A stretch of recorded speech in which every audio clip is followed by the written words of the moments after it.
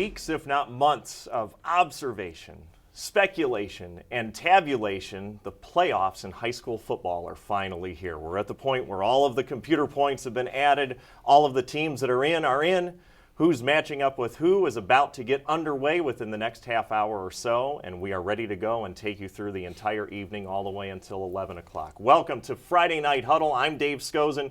Dave Bacon will be in our midst this week, but he is not physically here. He's out at a game, and we'll be looking in on three, in fact, matchups that Time Warner Cable Sports Channel has coverage of live tonight. But as always, we're joined by Chris Fedor and Dan Labbe with cleveland.com. And gentlemen, we cover all these games all year. And it's always, well, who's going to get in and who's not? But now it's here. And what is the difference in just being around high school football once you get to the playoffs? I think it comes down to, we talk so much about teams getting tested, right? Throughout the regular season, teams passing tests and trying to figure out who's good and who isn't and all of that. I think now you start getting the real answers, right? I mean, you either win tonight or tomorrow, or you lose tonight or tomorrow. And that kind of sums up your season. For a handful of teams, obviously a bunch are gone now. We're down to just the teams that made the playoffs. This is where we figure out, okay, how good are you really? Because now it's win or go home. Yeah, I think Dan's absolutely right. Throughout the regular season, different coaches use the regular season to answer questions. Okay, what do we have at quarterback? What do we have at running back? Where are the strides that we have to make defensively and offensively? And all those questions, you better have answers to those going into tonight. And the teams that have the most answers to those questions, the teams that still aren't finding themselves, they have an established identity, they know how they have to win games. Those teams are the ones that in this time of year, they're going to have the most success. They're going to have the most confidence going into games. And it is so interesting because there are so many teams where making the playoffs in itself is the victory and the highlight of not only the school, but perhaps a player's entire career. And now we get to see as the schedule and the number of teams left gets whittled on down. There are quite a few games that we are going to be following and tracking with our reporters from cleveland.com involved. And aside from that, a host of games that we always look at and really focus on whether we think they could be upsets based on the seeding or just intriguing matchups to take a look at. There always are. No question about it. And just look at last year, if you talk about round one, you talk about round two, whatever the case may be, some of these are rematches that we're seeing, Dave. Some of these are rematches from regular season. And I think that's one of the things that makes some of these matchups that we have tonight that you're going to go over here so compelling. And for example, the top matchup, you mentioned a rematch. Copley and Hudson last year faced each other in the playoffs, a lopsided victory for the Explorers in that one. And a couple of teams that have come down different roads. Copley, frankly, I don't know how strong they look down the stretch this year. Hudson knocked off Stowe, and that was their only loss. So, I mean, a couple of teams perhaps headed in different directions there. Yeah, and Hudson's a team that plays three quarterbacks, and it's a really interesting story because I don't know that a lot of people, I don't know what, you always expect Hudson to be good. Right. Sometimes you see things like playing three quarterbacks like, I don't know what they're going to be able to do, but here they are. And you have to look at Copley, no question about it. We talk about dual threat quarterback Austin Brenner. He's somebody who can make plays through the air and with his legs, and that makes any team dangerous in a high school football playoff setting. And then you've got a Michigan State recruit, you've got a Division I talent, a guy who has the ability in the postseason in a one-and-done scenario to win a game all by himself in Bridges. So when you have that kind of talent out there, you're going to have a chance in this particular setting. And Tim Bielik with cleveland.com, in fact, is in Hudson for that matchup between the Explorers and Copley. And let's check in with Tim right now. This is Tim Bielik of cleveland.com and the Friday Night Huddle, welcoming you to the opening night of the playoffs. I'm here tonight at Hudson Memorial Stadium as we get Division II action underway in Region 5. It's number 4 Hudson hosting number 5 Copley, a matchup of 8-2 teams who met in the playoffs a year ago, with Hudson winning on the way to a state semifinal appearance. Looking a little deeper in this matchup for Copley, it's all about that senior running back, Weston Bridges. Any game could be his last game on his way to Michigan State at the end of the season. He forms a very talented tandem with senior quarterback Austin Brenner. For the Explorers, they rotate multiple quarterbacks into the game, including senior Jackson Parker. But whoever is taking snaps under center, you can bet we're going to get plenty of doses of Kevin Callahan on the ground, as well as Greg Malley through the air. Should be a very entertaining matchup between two teams on opposite divisions of the Suburban League. Make sure you follow me on Twitter at Bielik_Tim, as well as the hashtag Friday Huddle for updates and highlights throughout the game tonight.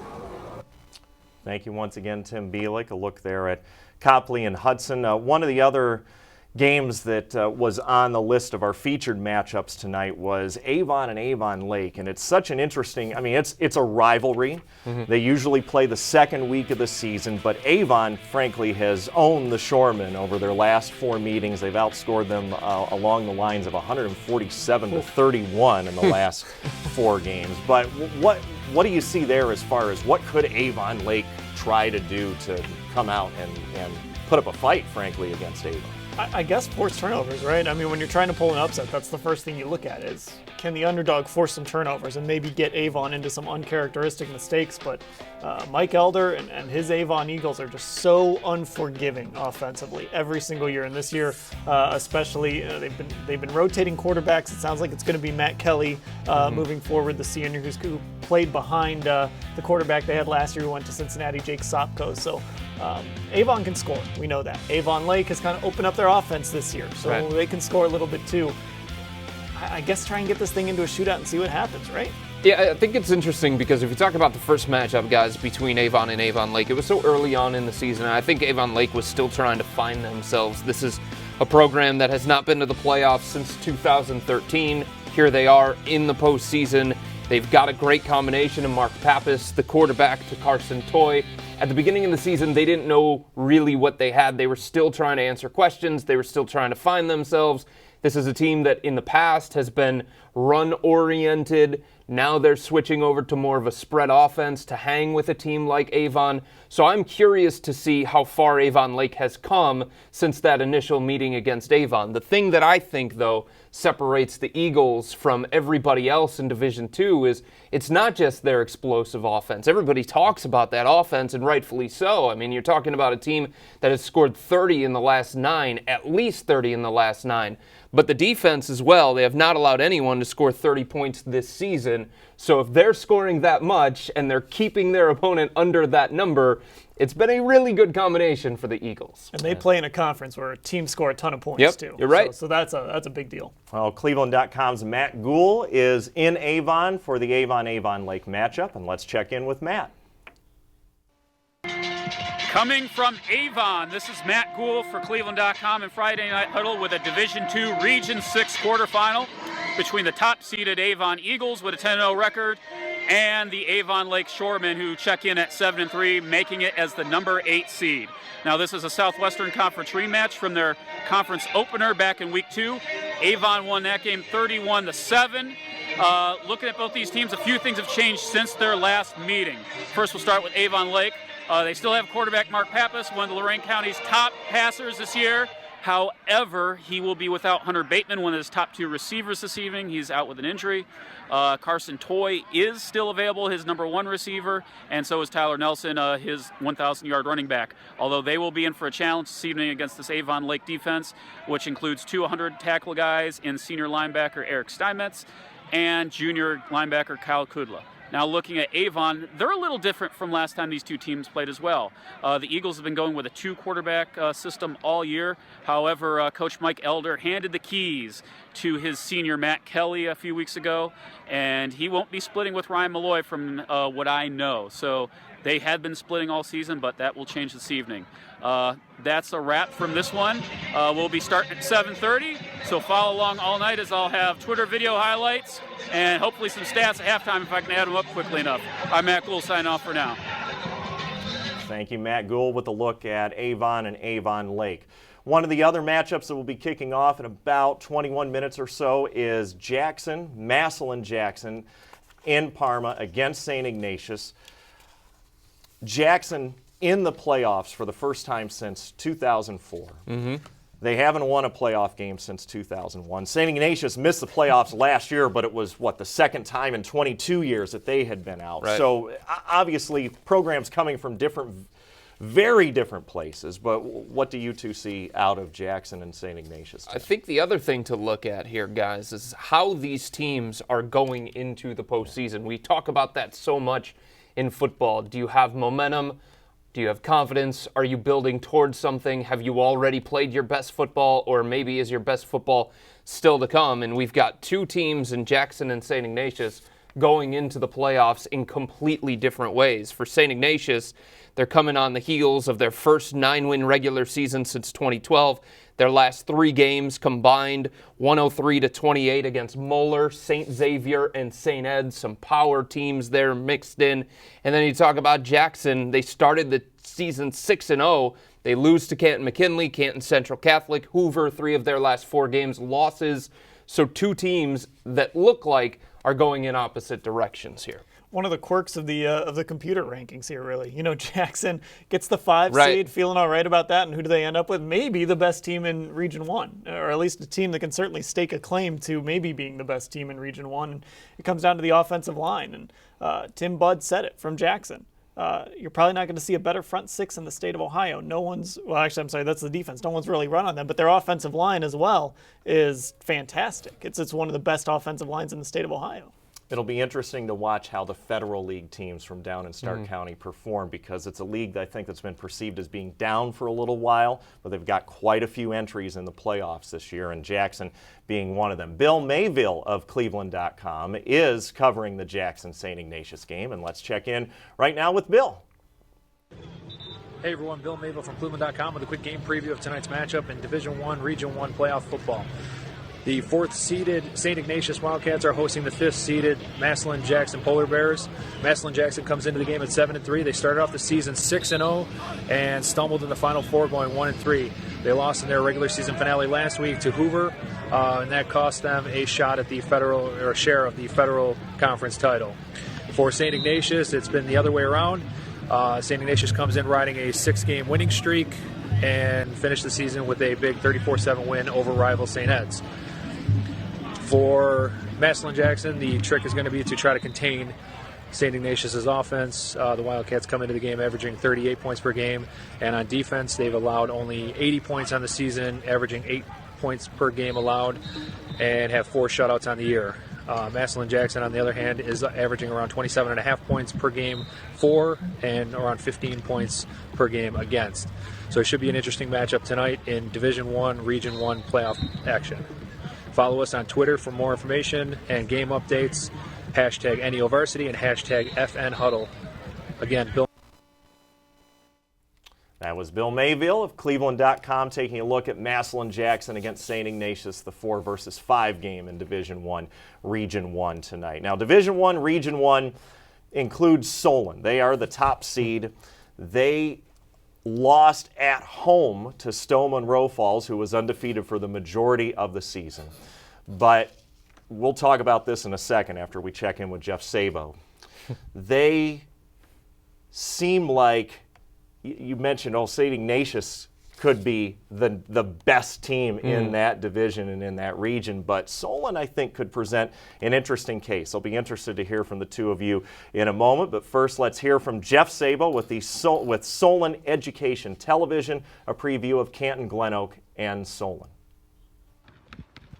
I'm Jeff Sabo here for the Friday Night Huddle. The road to Columbus begins tonight as the Glen Oak Golden Eagles roll into Inwood Road to take on the Solon Comets here tonight. Glen Oak, 6-4 overall during the regular season, 4-2 in the conference. They've been plagued by the injury bug throughout the season. However, in the backfield, Elijah Ladson, he has been a big force for them. He's averaging over 6 yards per carry. He's gotten in the end zone quite a bit, so keep an eye out for number 9 in the backfield for the Glen Oak Golden Eagles. On the other side of the football, this Solon Comets team coming off a huge victory over Medina 1 week ago to claim the Greater Cleveland Conference Championship. Thomas Wilkes in the backfield, setting a school record for 6 touchdowns in 1 game. The Solon defense is ready to step up as their trip road to Columbus begins tonight at 7:30 p.m. at Solon Stewart Field. Once again, that's Jeff Sabo with the Solon Education Television, and You know, I've heard about that. I'm 15 minutes into this, and I was a big Chris Sabo fan. I may be just as much a Jeff Sabo fan based solely on the headgear. I really do like that. But we talked about a little bit before we heard from Jeff Sabo. Solon, the number 1 seed in terms of the computer points in the region. I mean, they've done everything that you could have asked of them, with the exception, as we mentioned, of a 3-point home loss against Stowe. Where does Solon rank in relation to the St. Ignatiuses and maybe before last week, the St. Ed's, and the perception of the private schools versus the public schools? I mean, they've got to be right up there. They've got to be among, I said St. Ignatius might be the best team in Region 1, but yeah, Solon could certainly make that claim as well. The only team they can't beat is Stowe. Yeah. And you go back to that game that they played earlier in the season, it was a game that could have gone either way. Stowe scored a late touchdown. Solon fumbled the ball on the ensuing drive. Stowe was able to win. So, I'm sure they want to get a rematch with Stowe. That's down the road. I believe that would happen in the regional final if it happened at all. But Solon certainly can stake their claim to that. They can run the football. Right. They can pass the football. Very balanced. You always know their defense is going to be good. You always know they're going to have good linebackers, and they have both of those things this season. Yeah, I think the thing that separates Solon, and look, you don't luck your way into the number 1 seed in the Division 1 Region 1. You just don't. So if you see a team that's number 1 in that region, they have to get your attention, and they deserve your attention. And for Solon, the thing that stands out to me is they have shown this year that they can win a high-scoring game. If their defense just doesn't have it for one reason or another, and it's rare that their defense doesn't have it, but if it doesn't, they can go out and they can still win that game. Look at the regular season finale against Medina. They had to score 51 points to win that game because their defense uncharacteristically gave up 43. So can you win a high-scoring game? Yes. Can you win a low-scoring game because you can lean on your defense, your special teams? You can do the little things, keep the penalties down. Solon can do that as well. That kind of team in a playoff setting can be very, very dangerous, and they earned the number 1 spot in Division 1 Region 1. And what do you make of Canton Glen Oak? They lost to Jackson during Jackson's 6-0 start. They come back and they beat McKinley, which Right. obviously helped them get into the playoffs with just 6 wins. The Golden Eagles, I mean, they're a bit of an odd look to a team, but in Division 1, that's what it takes sometimes to get into the playoffs. Yeah, and I mean, they can't catch a break because they finally get their quarterback back. Right. They lost early in the year, Tate Rhodes.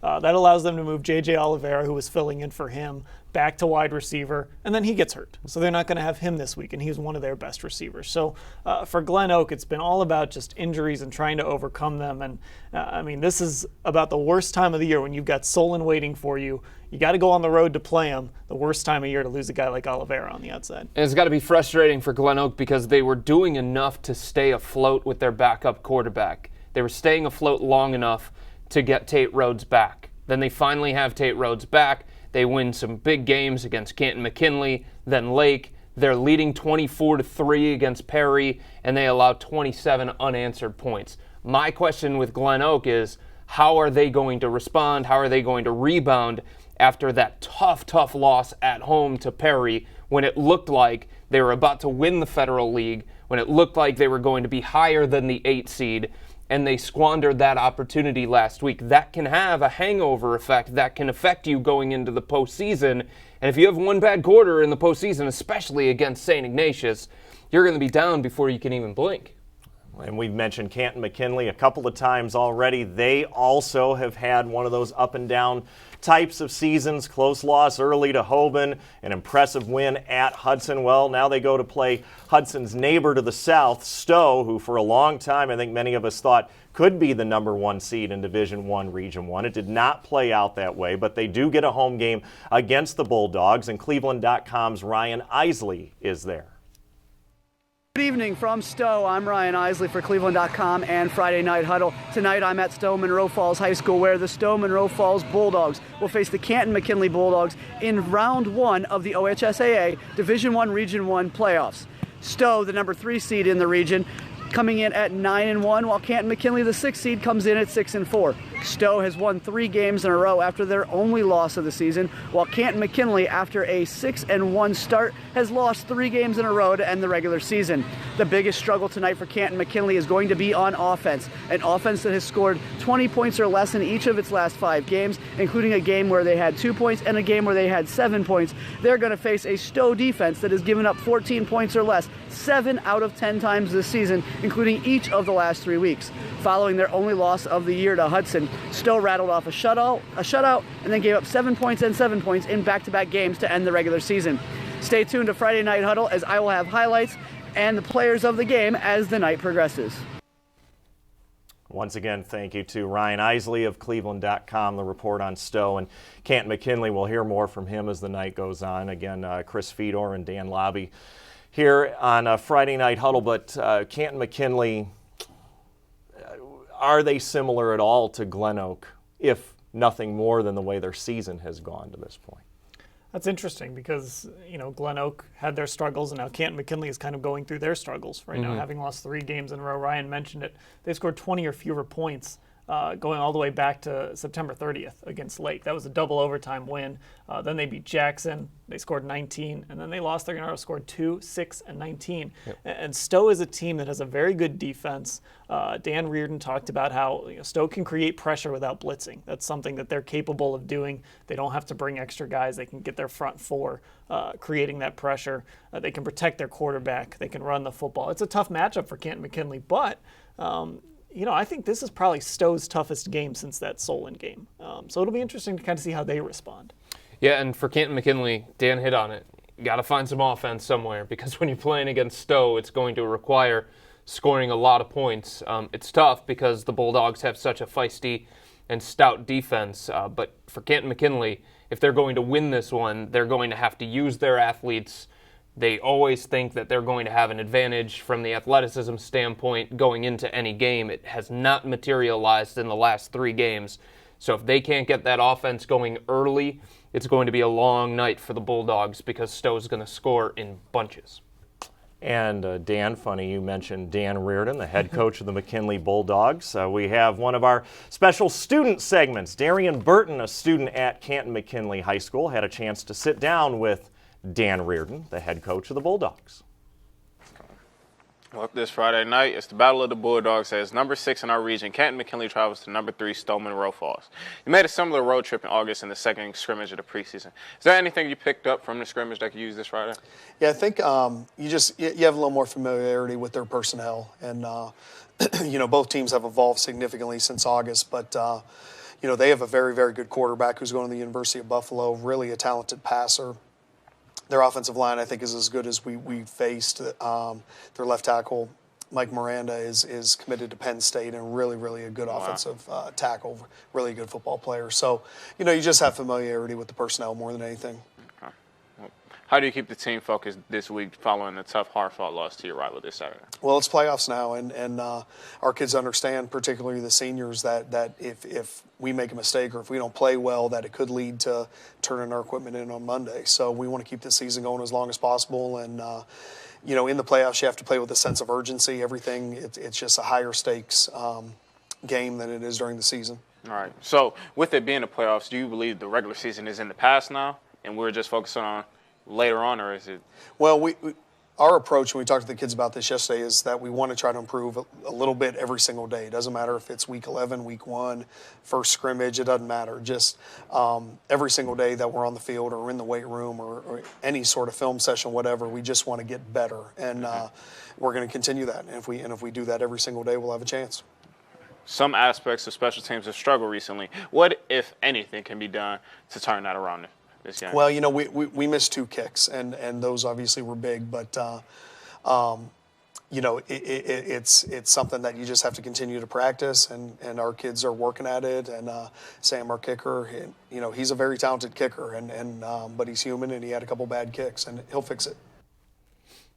McKinley High School student Darian Burton sitting down with Bulldogs head coach Dan Reardon. Of course, the rivalry game they're referring to was against Massillon last week, a victory for the Tigers. But McKinley, back to the issue at hand, playing at Stowe tonight. We alluded to it earlier. Stowe's only loss was at Hudson on a last-minute two-point conversion when it seemed like they had the game in hand. But, I mean, their resume includes Solon's only loss, the Bulldogs getting the victory there. But was that game against Hudson just an anomaly, or what do you really expect out of Stowe tonight? It sure feels like that game was an outlier. Stowe's a team that all season long has built big leads. They've gotten running clocks on people, and they tend to not give those leads up. Well, they took on Hudson. Hudson was able to close, I believe it was a 17-point lead, went for 2. They were aggressive, and they were able to beat Stowe in that game. For the Bulldogs, it's interesting because now they've got a senior quarterback that they've kind of built that program around over the last few years, kind of that resurgence. This is his last chance. They came so close last year, lost to St. Edward, got blown out in the state semifinals. He's got some receivers he's been playing with since going way back to 6th, 7th grade. I mean, this is kind of their last run together. So it's going to be interesting to see how they respond in that situation. At some point, you wonder if there's another Van Treese waiting or if there's another Gobble, because there are only so many. So when you have them, you have to take advantage. I agree with Dan. I think the interesting thing that I look at from teams is, okay, when you have one of those losses that seems uncharacteristic, how do you bounce back? And I know that Brecksville Broadview Heights is not the same caliber as some of the teams that Stowe is going to see in Division I. I get that. But to hold Brecksville Broadview Heights to 7 points 2 weeks after giving up what they did to Hudson late in the game, it showed that I think Stowe refocused, found their defense again, found their commitment level again, and holding that Brecksville Broadview Heights team to just 7 points is something that few teams have been able to do. You guys both mentioned the Van Treeses and the Gobbles and the names that have come out of Stowe. Another school where we've started to know some of the names of late is Midview. The Middies had Logan Bolin up until last year. They still have Dustin Crum, who is committed to play football at Kent State. They are hosting Olmsted Falls in their first round matchup tonight, Division II, Region 6. And Cleveland.com's Mike Fitzpatrick is at Midview. October 7th, and it was Midview on the road coming away with a thrilling 28-21 win over the Bulldogs. Of course, Midview is led by their outstanding senior quarterback, Dustin Crum, who is the all-time leading passing leader in Lorain County history. He's thrown for 8,366 yards and 101 touchdowns. Olmsted Falls is led by their bruising senior fullback Spencer Linville, who this season rushed for 1,515 yards and 20 touchdowns. Olmsted Falls is the 6th seed, and Midview is the 3 seed. Should be a good one here from Grafton. Mike Fitzpatrick, Cleveland.com report. Thanks again, Mike Fitzpatrick of Cleveland.com with that report. Olmsted Falls and Midview, and he mentioned Logan Bolin. He mentioned Dustin Crum. Yep. I mentioned Dustin Crum. I mean, the numbers that rolled in with Crum this year in various games and how many touchdowns and yards, not only passing but rushing, were astounding. What is your vibe on the Middies, though, aside from Crum? And obviously they don't put up the type of win-loss records that they have over the past few years, just relying on 1 or 2 players. No, I think it is about Crum, though, Dave. I really do. And this is one of those situations where if you're Midview, how often are you going to have a talent like this walk into your program? And when you do have a talent like this, it's up to you to try and take advantage of it. And if you go back to last year, Midview gets into the playoffs. They lose in the second round against Glenville. So here they are again, the final shot for Dustin Crum. This is their opportunity to try and make that deep run with a guy this caliber. We're talking about the school record holder for touchdowns. When you have this kind of guy in your program, you have to take advantage. Olmsted Falls, Midview played earlier this year, very close game, came down to the very end, incomplete pass on 4th down from Olmsted Falls. So for Midview, it's all about this year. It's all about taking advantage of having a quarterback like Crum. Yeah, but he does have some good weapons around him, too. Obviously, you had mentioned Logan Bolin, a guy who was an amazing receiver last year. He's gone, but we've seen Alec Four, the running back, 466 yards, 9 touchdowns. Connor Wolf has run the ball well for them as well. And then he's got Keith Johnson, 52 catches. Luke Hunt, who transferred him from Elyria, 27 catches, 21 catches for Alonzo Banks. In this offense, there's opportunities. If you can get open, they like to get guys in space, quick passes, beat your corner one-on-one. You can do some things when you get the ball in your hands, and Dustin Crum will find you if you get that matchup he likes or if you're open. And on the other side, I think the Bulldogs have some confidence going into this matchup because of the way that they played Midview earlier on in the year. It was 28-21. Olmsted Falls had a chance at the very end, felt like they were going to complete a pass with under 2 minutes to go. It was knocked away. It was deflected at the goal line. So for Olmsted Falls, even though they're 7-3, even though they go into the night as the quote-unquote underdog, playing a tough game against Midview earlier in the season probably gives them some confidence. They're not going to be as shook as maybe some other teams having to go up against a player the caliber of Crump. Midview and Olmsted Falls, one of the many games we're keeping tabs on tonight. A few more games that we need to preview, and we will do that coming up next. Friday Night Huddle, we're here all the way through 11 o'clock to keep tabs on high school football playoff action throughout Ohio.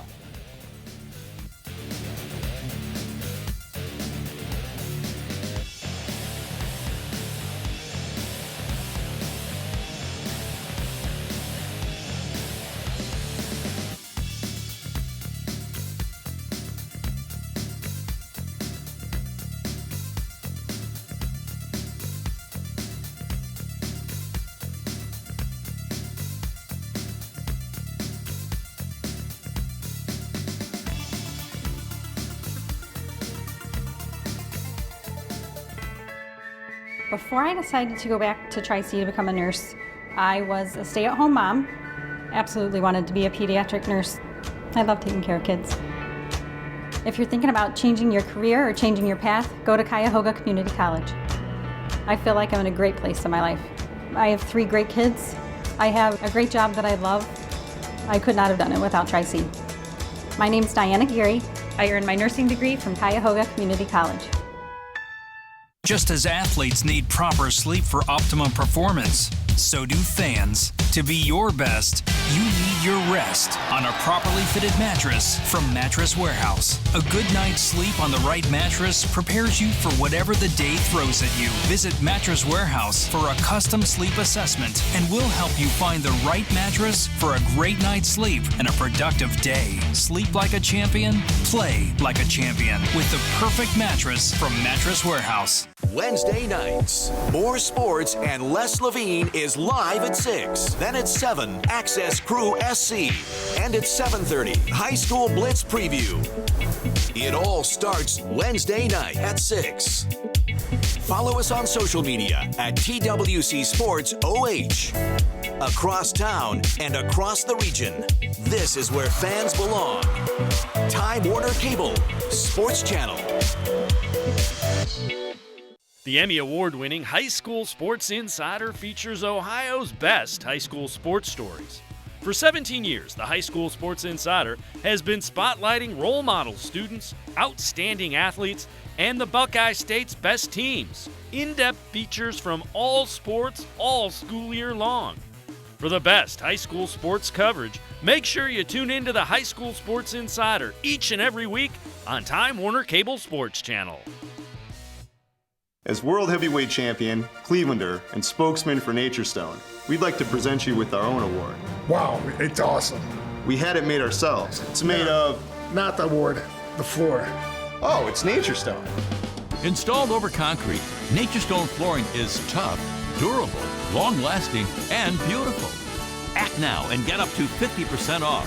This is the only time you'll see me on the floor.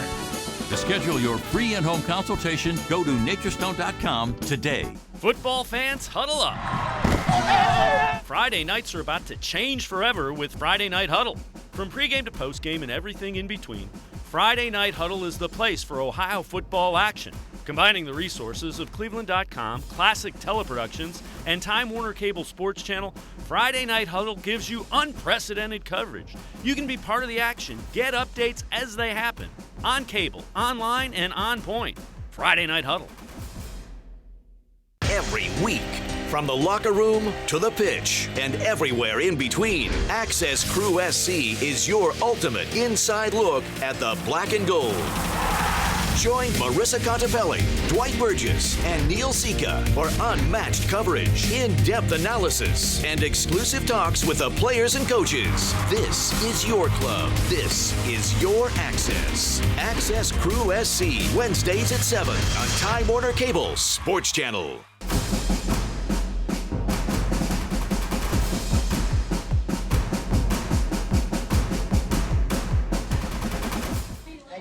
Krista Defini here. I'm going to be sending in highlights of the Cuyahoga Heights Redskins marching band tonight. As you can see, they're behind me getting ready. The Heights' band is really unusual. They let kids join from 6th grade. And I know there's a 7th-year band member that's a senior this year. And 7 years may seem crazy to some people, but to others, it's a perfect melody. Thank you to Krista Defini, our band correspondent tonight. Of course, she is a student at Independence High School. Independence unable to make the postseason, so right up the road, the next best thing, Cuyahoga Heights, and we'll be hearing various reports from Krista tonight. Now, Cuyahoga Heights is taking on Hillsdale. Where is Hillsdale? It's in Jeromesville. Where's Jeromesville? It's near Ashland. So it's a long bus ride, especially on a school bus, to come all the way up to Cuyahoga County. But Bryant Kaiser made a relatively shorter trip to Cuyahoga Heights, and he is with cleveland.com and checks in with a preview of Cuyahoga Heights and Hillsdale. State playoff. The road to Columbus starts today. 224 teams are vying for 7 divisional titles. Today in Divisional 6 is the Falcons of Hillsdale taking on the Cuyahoga Heights Redskins, undefeated top seed in the Division 6. Brett Lawler, the quarterback for the Redskins, are having a phenomenal year, over 20 touchdowns. Lucas DiRazio, the running back, has also a phenomenal year, running the football, over 1,000 yards. What will happen today? The first round of the playoffs, the road to Columbus. Falcons, Redskins, right now. Once again, Bryant Kaiser with cleveland.com. A look at Hillsdale and Cuyahoga Heights. I think maybe he and Krista Defini should collaborate in some fashion since she's there tonight covering the Cuyahoga Heights band. But, you know, Cuyahoga Heights pulled off perhaps one of the most impressive victories that we've seen in a while at Kirtland 2 weeks ago. The first team to shut out Kirtland in 6 years since a playoff game when Ursuline did it. And they did it in Kirtland. Tell us about Cuyahoga Heights. I mean, they're still a smaller school. Maybe they fly under the radar quite a bit, but what is it that has made this Redskins team so special? I think until they beat Kirtland, they definitely flew under the radar because you look and say, okay, well, yeah, you've been good year in and year out, but you can't beat Kirtland, right? I think it's been since 2010 before that. Well, they come out, they shut out Kirtland, and you know that these two teams are thinking if they can take care of business, they're going to meet down the road. And Cuyahoga Heights is going to have to do it again, and they've shown that they can. And I think that's a big step for the Redskins. Yeah, there's no question about it. And I think for Hillsdale coming into tonight, you got to wonder, okay, do we have enough offense against Cuyahoga Heights? Cuyahoga Heights 6 times have gotten to the 40s, whereas Hillsdale in the last 3-4 games going into the postseason, we talk about how are you going into the postseason, 13, 14, 19, 16. Going to have to score a lot more than that to make the bus ride about, hour and a half, 2 hours? At least. Worth it when you're playing against Cuyahoga Heights because they can score. And Dave, you mentioned it earlier. For some teams, making the playoffs is really what matters for their season. And I think for Hillsdale, they were a team that started 4-0 last year, had a young team, missed the playoffs. This year they started 4-0 and they were able to finish and get to the playoffs. That's not to say that they don't want to get any farther than this, but I think they can look at this season already and say, you know, we've accomplished something. Right. Now they're kind of playing with house money at this point. Looking ahead maybe a little bit. Cuyahoga Heights, the number 1 seed in Division 6, Region 21. Kirtland got the 3 seed, so they would match up 2 weeks from now if each of those teams were able to win both of their first 2 playoff games. St. Thomas Aquinas is saying, hold on there, Dave, hold on, we're still here. I think people were already talking about that potential rematch after the shutout in Week 9. So Cuyahoga Heights, an undefeated team. Another one of the area's unbeaten's CHARDON. And they are hosting Bedford tonight. Nate Klein with cleveland.com is in CHARDON. Well, hey, what's going on? If it's not called Hilltopper land, then maybe it should, right? I don't know. We'll see. What's going on? I'm Nate from cleveland.com with your updates tonight from the Division II Region 5 game between the 7-3 Bedford Bearcats against the Chardon Hilltoppers, who are undefeated at 10-0. So here's what you need to know tonight. Bedford's dropped 3 of their last 5 games in the regular season. Still have a spot in the playoffs, obviously, here. But one of the keys to those 3 games, 3 losses, have been all those turnovers. I talked to Coach Sean Williams from Bedford about this. And he just said if the team can avoid these turnovers, they have a shot to do well. And, they want to obviously try to make it to Week 12 in the playoffs here. As for Chardon, they've been doing really well running the football. And we're going to see if that keeps up tonight. Now, Tommy Beninati, who is very close to breaking the single-season rushing record here at Chardon, held by his own coach, is about 225 yards short. So if he can get that tonight, I'm sure he'll probably be a contender or a candidate for a Performer of the Week.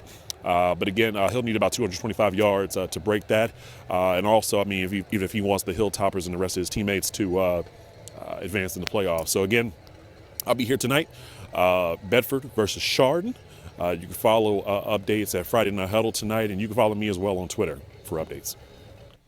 Nate Klein, thank you very much, with cleveland.com, following Bedford and Chardon. And, Sean Williams, head coach at Bedford, has had quite a bit of success, especially the last couple of years with the Bearcats. This year, they look more shaky. More shaky, whatever that term is. Would that be accurate to describe how the Bearcats look coming into the playoffs this season as opposed to the last couple of times that they've been in? If they are shaky, the Bedford Bearcats Twitter account just tweeted out that Chardon has scored already. Yeah. So they have a 7-0 lead in that game. So they can't really afford to be much more shaky at this point. A lot of turnovers for Bedford in the last few weeks. That's been their problem. Their coach talked about it last week. You saw it on this show. Too many turnovers. You can't turn the ball over, especially against Chardon, because they are an unforgiving offense when they get the football. Right, they turned it over constantly against Cleveland Heights, 4 interceptions, turned it over constantly against Lorraine. You just can't do that against playoff caliber opponents. You can do that against some of the other teams on the schedule early on in the season. Bedford's still able to overcome that. The other problem that the Bearcats are going to have is if you look up and down their schedule, they haven't played a single team that is similar to Chardon, and there aren't a lot of teams similar to Chardon. It's why Chardon is so difficult to beat, because that wing T offense, it takes so much preparation, it takes so much commitment, it takes so much discipline to try and slow that down. And when you only have 4 or 5 days to prepare for that kind of opponent, sometimes it's just not enough when you're not used to playing against that style. And what about Chardon? The Hilltoppers, as we mentioned, are undefeated. They had a Canadian team on their schedule, which I think generally is viewed pretty favorably, trying to bring in some stronger competition from someplace else, a private school. But what is it about the Hilltoppers? I think you guys have already talked about it, but is there any reason to believe they couldn't make a deep run into the playoffs? It seems like they're playing as well as they did a number of years ago when they made a really deep run and made a run at a state title. Chardon is, you mentioned it, Chris, they're disciplined. They understand how to run their offense. They trust their offense. And that can be difficult to do sometimes when you've got to run a very patient wing T style offense. So, I think Chardon is certainly equipped. They have a lot of guys that can run the football. It's not just one guy. It's a bunch of guys, and I think they're very well equipped to make a deep run. I love Chardon because everybody knows what Chardon's trying to do, and yet nobody's able to stop it. And Chardon loves that about themselves. And head coach Mitch Hewitt even said it with us last week here on Friday Night Huddle. He said, everybody knows we want to run the football. We're not going to air it out. We had 6 touchdown passes all season long. Try and stop us. Chardon is the kind of team that says, you know what? We do what we do better than you do what you do. We're going to run the ball. Try and slow us down. And nobody can. And I think a big part of it is because Tommy Beninati, his brother, played at Chardon. He understands the system. He grew up learning the system. It's all that kind of stuff. Chemistry is something you can't teach. And all of those things that you've talked about are perhaps one of the reasons that Chardon is in the Super 25 this week. And in weeks past, our very own Dave Bacon has a look at the Super 25 for the final time this season. Some movement throughout this week's Super 25. Upper Arlington dropped 7 spots to number 25 after their 27-21 loss to Dublin Kaufman a week ago. Springfield at 7-3 moves into the Super 25 at number 24 after a 7-point win over Kettering Fairmont. They'll face Pickerington Central in the first round of the playoffs this week. Fairfield moves into the 23rd spot after a 42-0 shutout of Hamilton. Fairfield draws St. Xavier this week in Division I Region 4 playoff action. 8-2 Toledo Whitmer cracks the Super 25 at number 22 after a 41-7 win over Toledo St. John's Jesuit. Whitmer faces Medina in the first round of the playoffs this week. 9-1 Midview moves up 3 spots to number 21 after a 49-42 overtime thriller a week ago. The Middies face Olmsted Falls in the playoffs this week. Massillon Perry had a great 30-24 come-from-behind win over Glen Oak a week ago. The Panthers open the playoffs hosting Uniontown Lake tonight. Cincinnati Turpin moves up a spot to number 19 after their 30-14 win over Loveland. Turpin hosts Harrison in Week 1 of the playoffs. Chardon a perfect 10-0 after their 49-7 win over South. Checks in at number 18. The Hilltoppers have a playoff date with Bedford tonight. 8-2 Trotwood Madison falls 5 spots to 17 after their 17-6 loss to Wayne. No time for the Rams to worry about that. They face Wapakoneta in the first round of the playoffs this week. Dublin Kaufman, 8-2 on the year, moves up a spot to 16 after beating Upper Arlington. The Shamrocks face Hilliard-Davidson tonight in the first round of the playoffs. Speaking of Hilliard-Davidson, they continue to roll. They beat Westland 56-0 to improve to 8-2 on the year. The 15th-ranked Wildcats playing well as they get ready for Kaufman tonight. Hilliard-Bradley finished up the regular season by shutting out Delaware Hayes 31-0. Bradley faces Pickerington North tonight. Columbus St. Francis de Sales, perfect in the regular season, 10-0. The Stallions ranked 13th in the Super 25. Play Sheridan in the first round of the playoffs this week.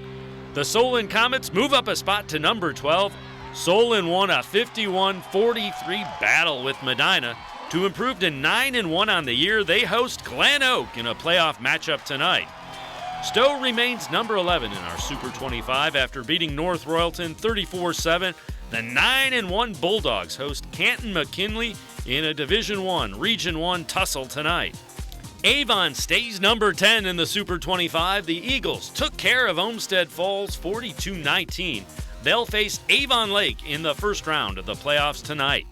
Pickerington Central stays at number 9 after beating Grove City 41-0. They'll face number 24 Springfield in the first round of the playoffs this week. Olentangy Liberty, 10-0 on the year, is the 8th-ranked team. Liberty will face Olentangy Orange in a first-round playoff match tonight. Toledo Central Catholic slips a spot to number 7 after a 35-34 win over Lima Senior a week ago. The Fighting Irish get Bay in the first round of the playoffs this week. Hoban finishes the regular season 9-1 after shutting out Benedict 28-0.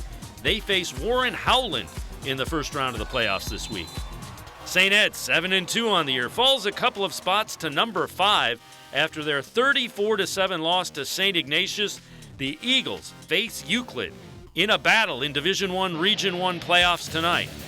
LaSalle checks in at number 4. They beat Elder 24-10 last week to finish up the regular season. They get Edgewood in the first round of the playoffs tonight. St. Ignatius climbs 5 spots to number 3. The Wildcats improved to 9-1 on the year with an impressive 27-point win over their arch-rival St. Ed's last week. The Cats play Jackson in the playoffs tonight. Wayne, 9-0-1, holds down the number 2 spot with their win over Trotwood Madison a week ago. The Warriors are getting ready for their playoff battle with Lancaster tonight. And Cincinnati Coleraine stays the number 1 team in our Super 25. The Cardinals improved to 10-0 with a 48-20 win over Cincinnati Oak Hills a week ago. No time to celebrate. Coleraine opens the state playoffs against Springboro tonight. Thanks again to Dave Bacon with the look at the final Super 25 of 2016, rankings of all Ohio high school football teams from across the state. And we had been talking about Bedford hosting Chardon in the first round playoff matchup that is underway. Let's take a look at some of the action that has transpired already, and we were already tipped off to that by our very own Dan Labbe, but Chardon setting up here at the 6-yard line against I bet the Chardon Bearcats. scores. Who wants in on it? Spoiler alert, spoiler alert. Can you guess who it is?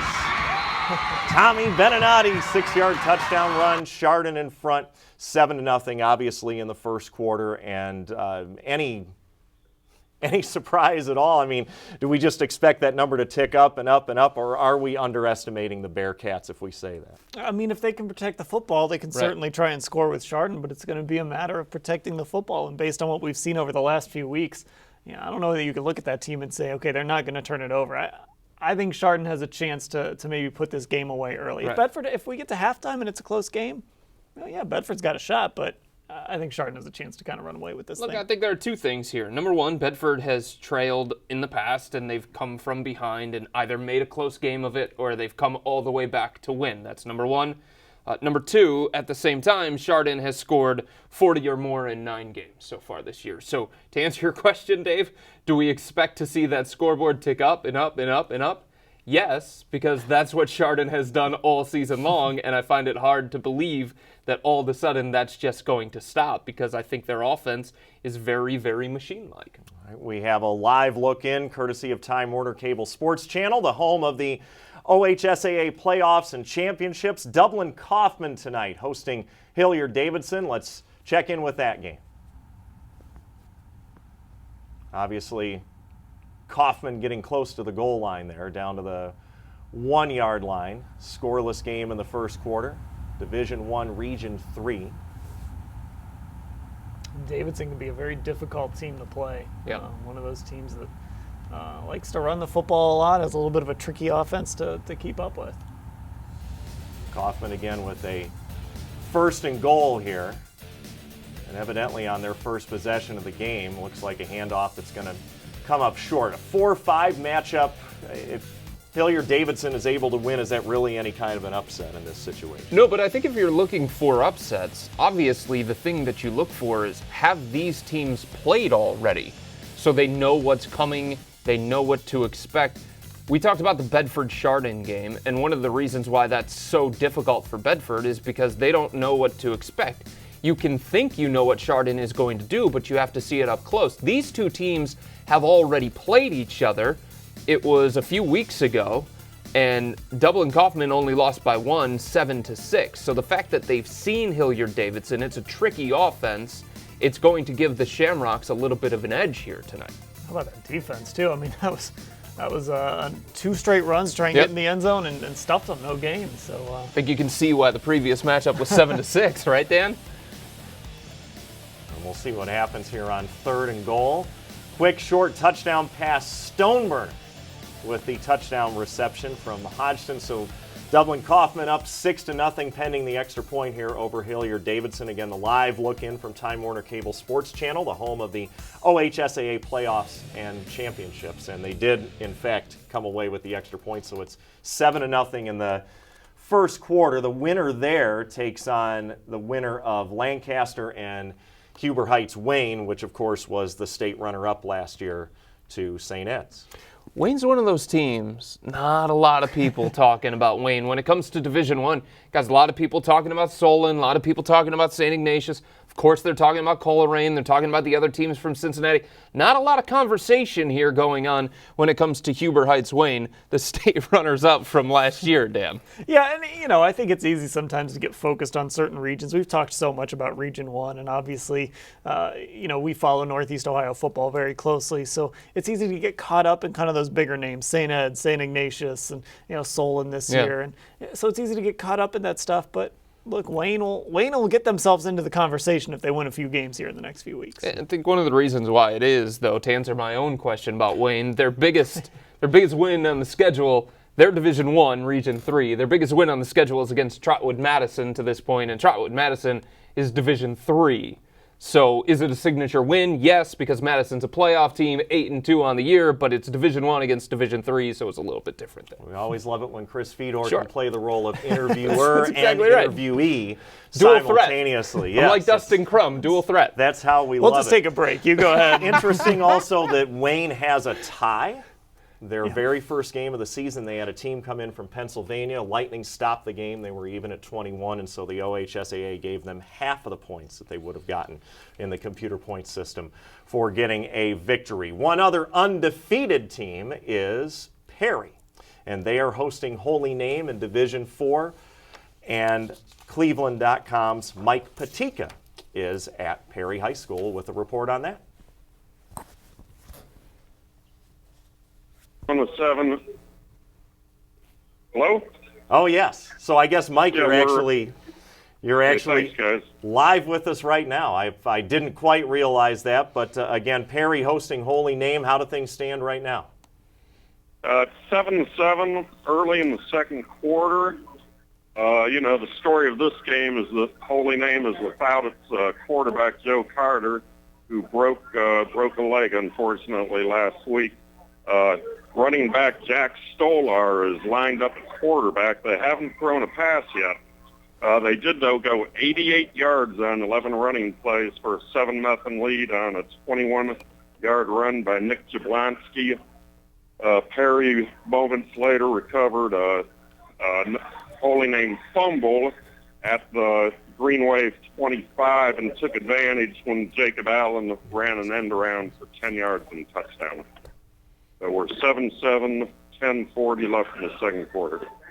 All right, thank you very much, Mike Patika with cleveland.com. A report, as he just said, 7-7 Holy Name and Perry tied in the second quarter. And again, that's a matchup in Division 4, Region 13, the 1 seed versus the 8 seed. Perry is 10-0. Gentlemen, we haven't talked about Perry to this point, but they beat one of their rivals, and obviously they've beaten everybody, but looking at their resume, Madison, Wycliffe, who had a good team this year. Thoughts on Perry and what to expect out of them in the playoffs? Well, their head coach, Matt Rosati, I read an article where he said one of the first things he did was he looked at the graduation list from last year, and he said Shaquille Seymour graduating from Holy Name was a big deal because he's one of the big reasons that Holy Name was able to beat them in the playoffs last season, 50-43. So they're playing a very different team without him. Of course, as Mike mentioned, Joe Carter is out with that broken leg, and he was so good for Holy Name. But for Perry, first undefeated season in a long time since 1953. Again, Chris, I feel a team like not a lot of people are talking about them.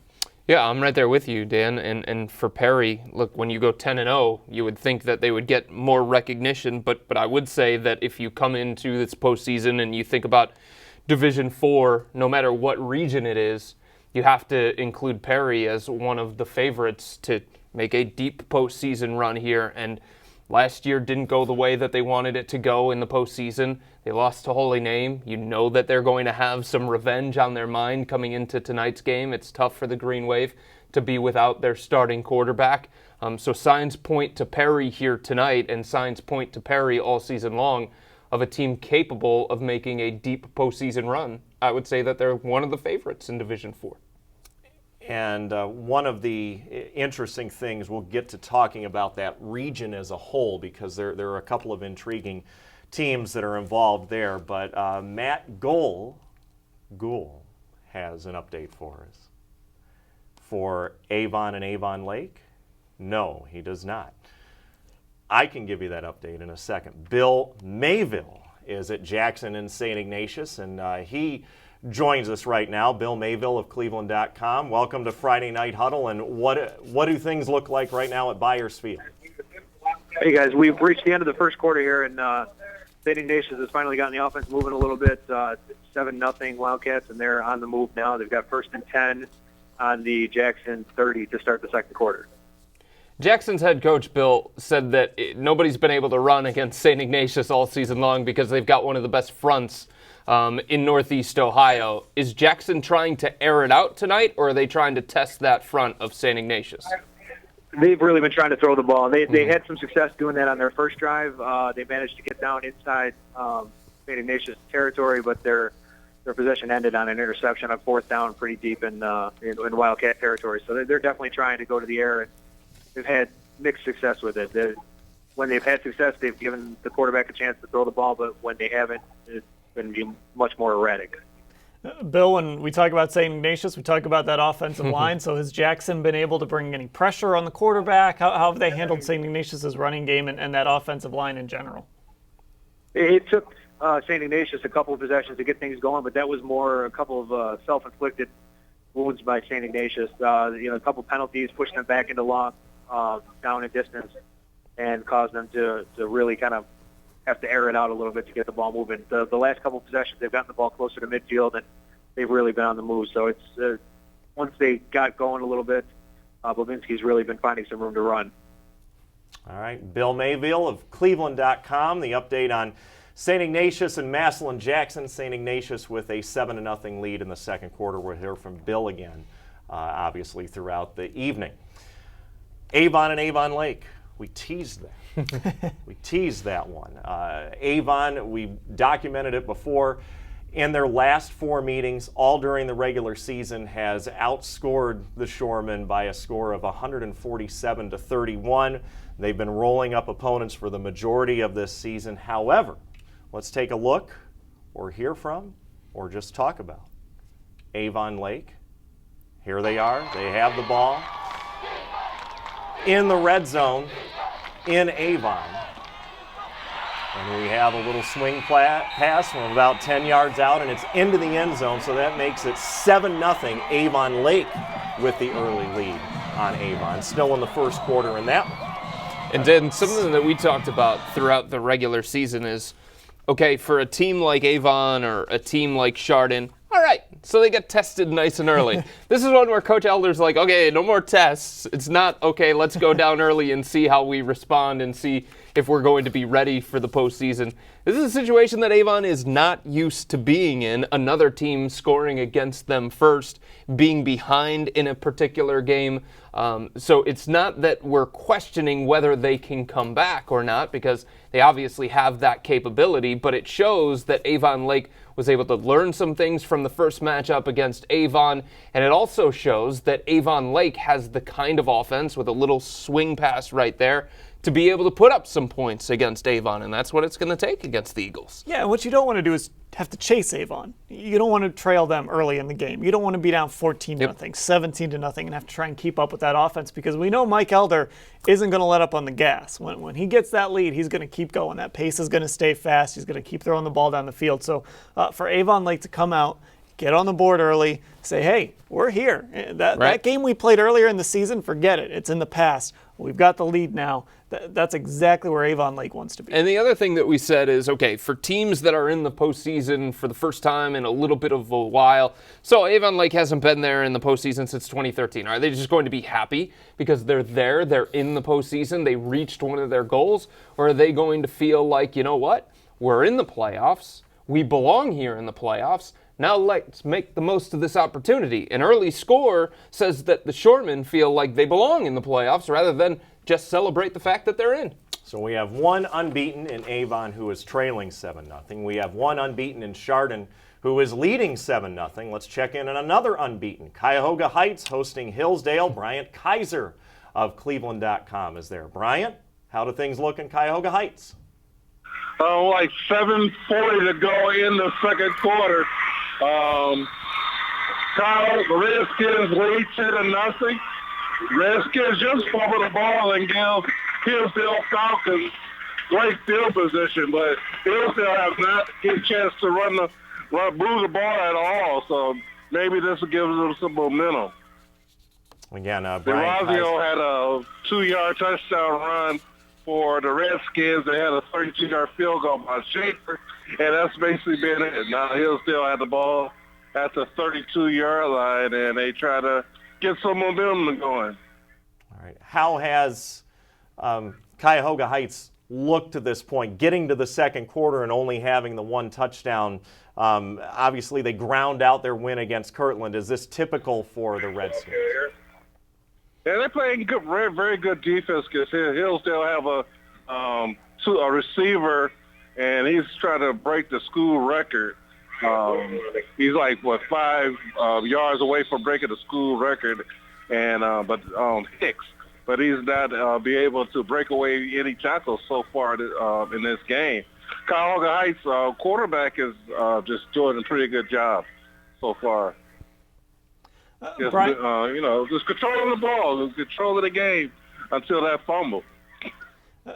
Brian, talking about that quarterback, you say he's been controlling the game. I mean, what has he been doing really well so far in this game? What they doing? They option running back. They do the option running, and he just picking his spots. He has this outstanding wide receiver, Drummond, Dylan Drummond, who's been catching the footballs so far, but he still has really. When they get into the red zone, they really have been playing some good defense, Hillsdale.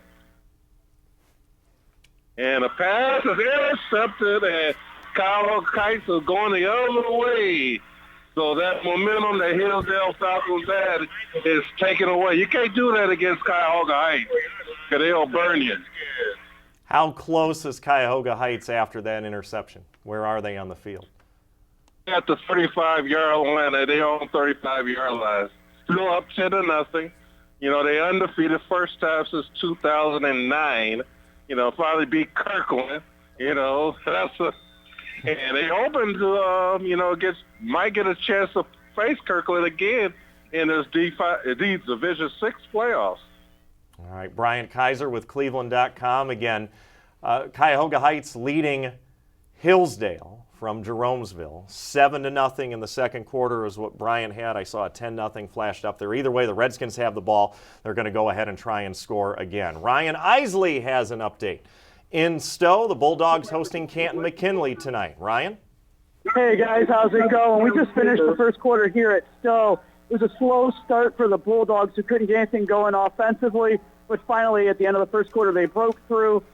Joe Gobble with a 1-yard touchdown run to give them a 7-3 lead over Canton McKinley. McKinley's first drive, they walked right down the field until they got to about the 15, and then Stowe's defense, as it's done all season, they bowed up and stopped the McKinley drive, forced them to kick a field goal.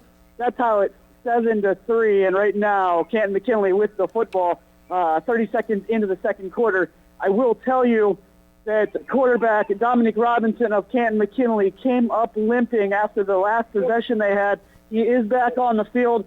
Can't tell if he's 100% healthy, but it looked like he may have twisted an ankle, maybe twisted a knee going down after the last possession.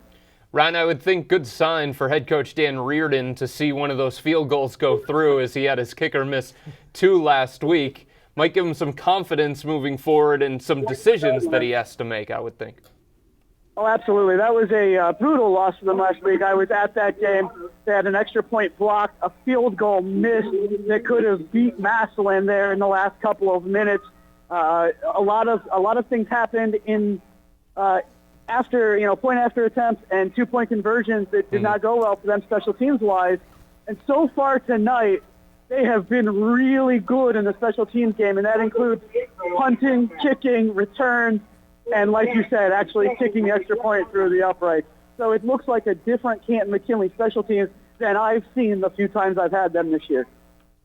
All right, Ryan Isley with cleveland.com. Thank you for that. Once again, Stowe with the early lead 7-3 on Canton McKinley in the first round playoff game. Plenty more to come. We're tracking games all throughout the area, and we will continue to do that when we come back. And as we step away, a look at footage from Krista DeFini, our student band expert from Independence High School, who is covering things at Cuyahoga Heights High School from a band perspective tonight. And let's take a look at the Redskin band.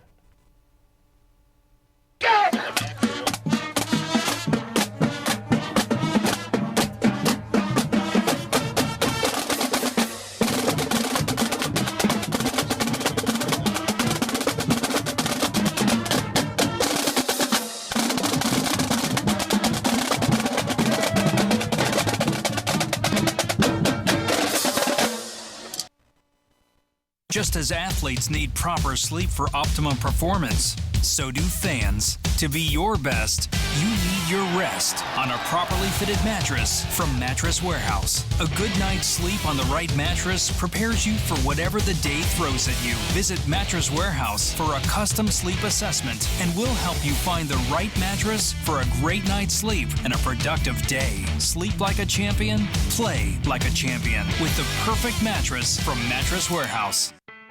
The best thing Tri-C did for me was give me opportunities. The workforce program prepared me for the career I have now. I got a job in the aerospace industry where I work on CNC machines. I have 3 younger brothers. I want to teach my brothers, hard work actually pays off. Come to Tri-C. It's a great stepping stone to wherever you're trying to get to in life.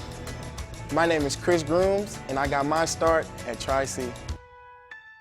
Saturdays, after the big game, Time Warner Cable Sports Channel is Ohio's destination for all things college football. Join Les Levine and Anthony Lima as they break down all the day's action. Listen in live on Coach Urban Meyer's news conference and take your calls on the road ahead for the Scarlet and Gray. More sports and Les Levine postgame. Saturdays after the game on Time Warner Cable Sports Channel. I'm Stipe Miocic, world heavyweight champion for Nature Stone, and Cleveland's first hometown champ. Fighting can be brutal. So can mold, mildew, or flooding on your basement carpet or tile. Get Nature Stone and never replace your basement flooring again. Hurry, act now. Get Nature Stone and save up to 50%. That's up to 50% off authentic Nature Stone flooring. Nature Stone, like me, simply the best. Act now. Call or visit naturestone.com today. Football fans, huddle up.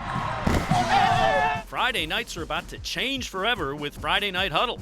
From pregame to postgame and everything in between, Friday Night Huddle is the place for Ohio football action. Combining the resources of cleveland.com, classic teleproductions, and Time Warner Cable Sports Channel, Friday Night Huddle gives you unprecedented coverage. You can be part of the action, get updates as they happen, on cable, online, and on point.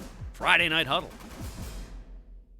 Dominion East Ohio is proud to salute young people in our area who work toward their goals both in the classroom and on the field. We're proud to serve our community and are committed to making a difference. Each year, Dominion partners with schools throughout the region and the entire country to develop new programs aimed at strengthening math and science education in our schools from kindergarten through high school. For more information about our programs, services, and community involvement, www.dom.com.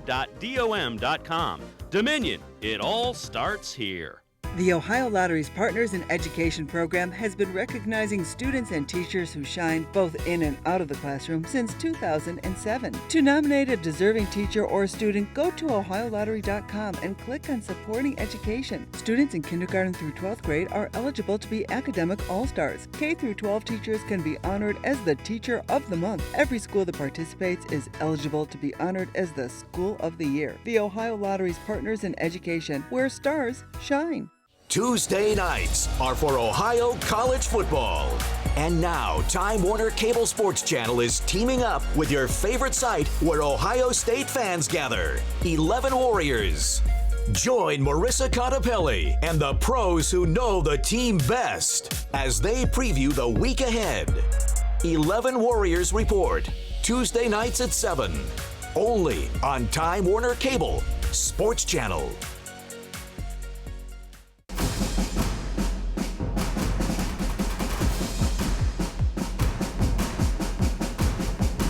Welcome back to Friday Night Huddle. Dave Scozen here with Chris Fedor and Dan Labbe as we keep tabs on pretty much all of the high school playoff games that are going on throughout Northeast Ohio. We have an update from Avon and Avon Lake. The Shoremen had struck early, getting the first touchdown of the game and had a 7-0 lead, and that was the case when Avon had the ball, as we can see here. All the way out around the 40-yard line or so, and Matt Kelly at quarterback dancing around, throws it deep, got his man Jason Sullivan. So a long touchdown pass for Avon.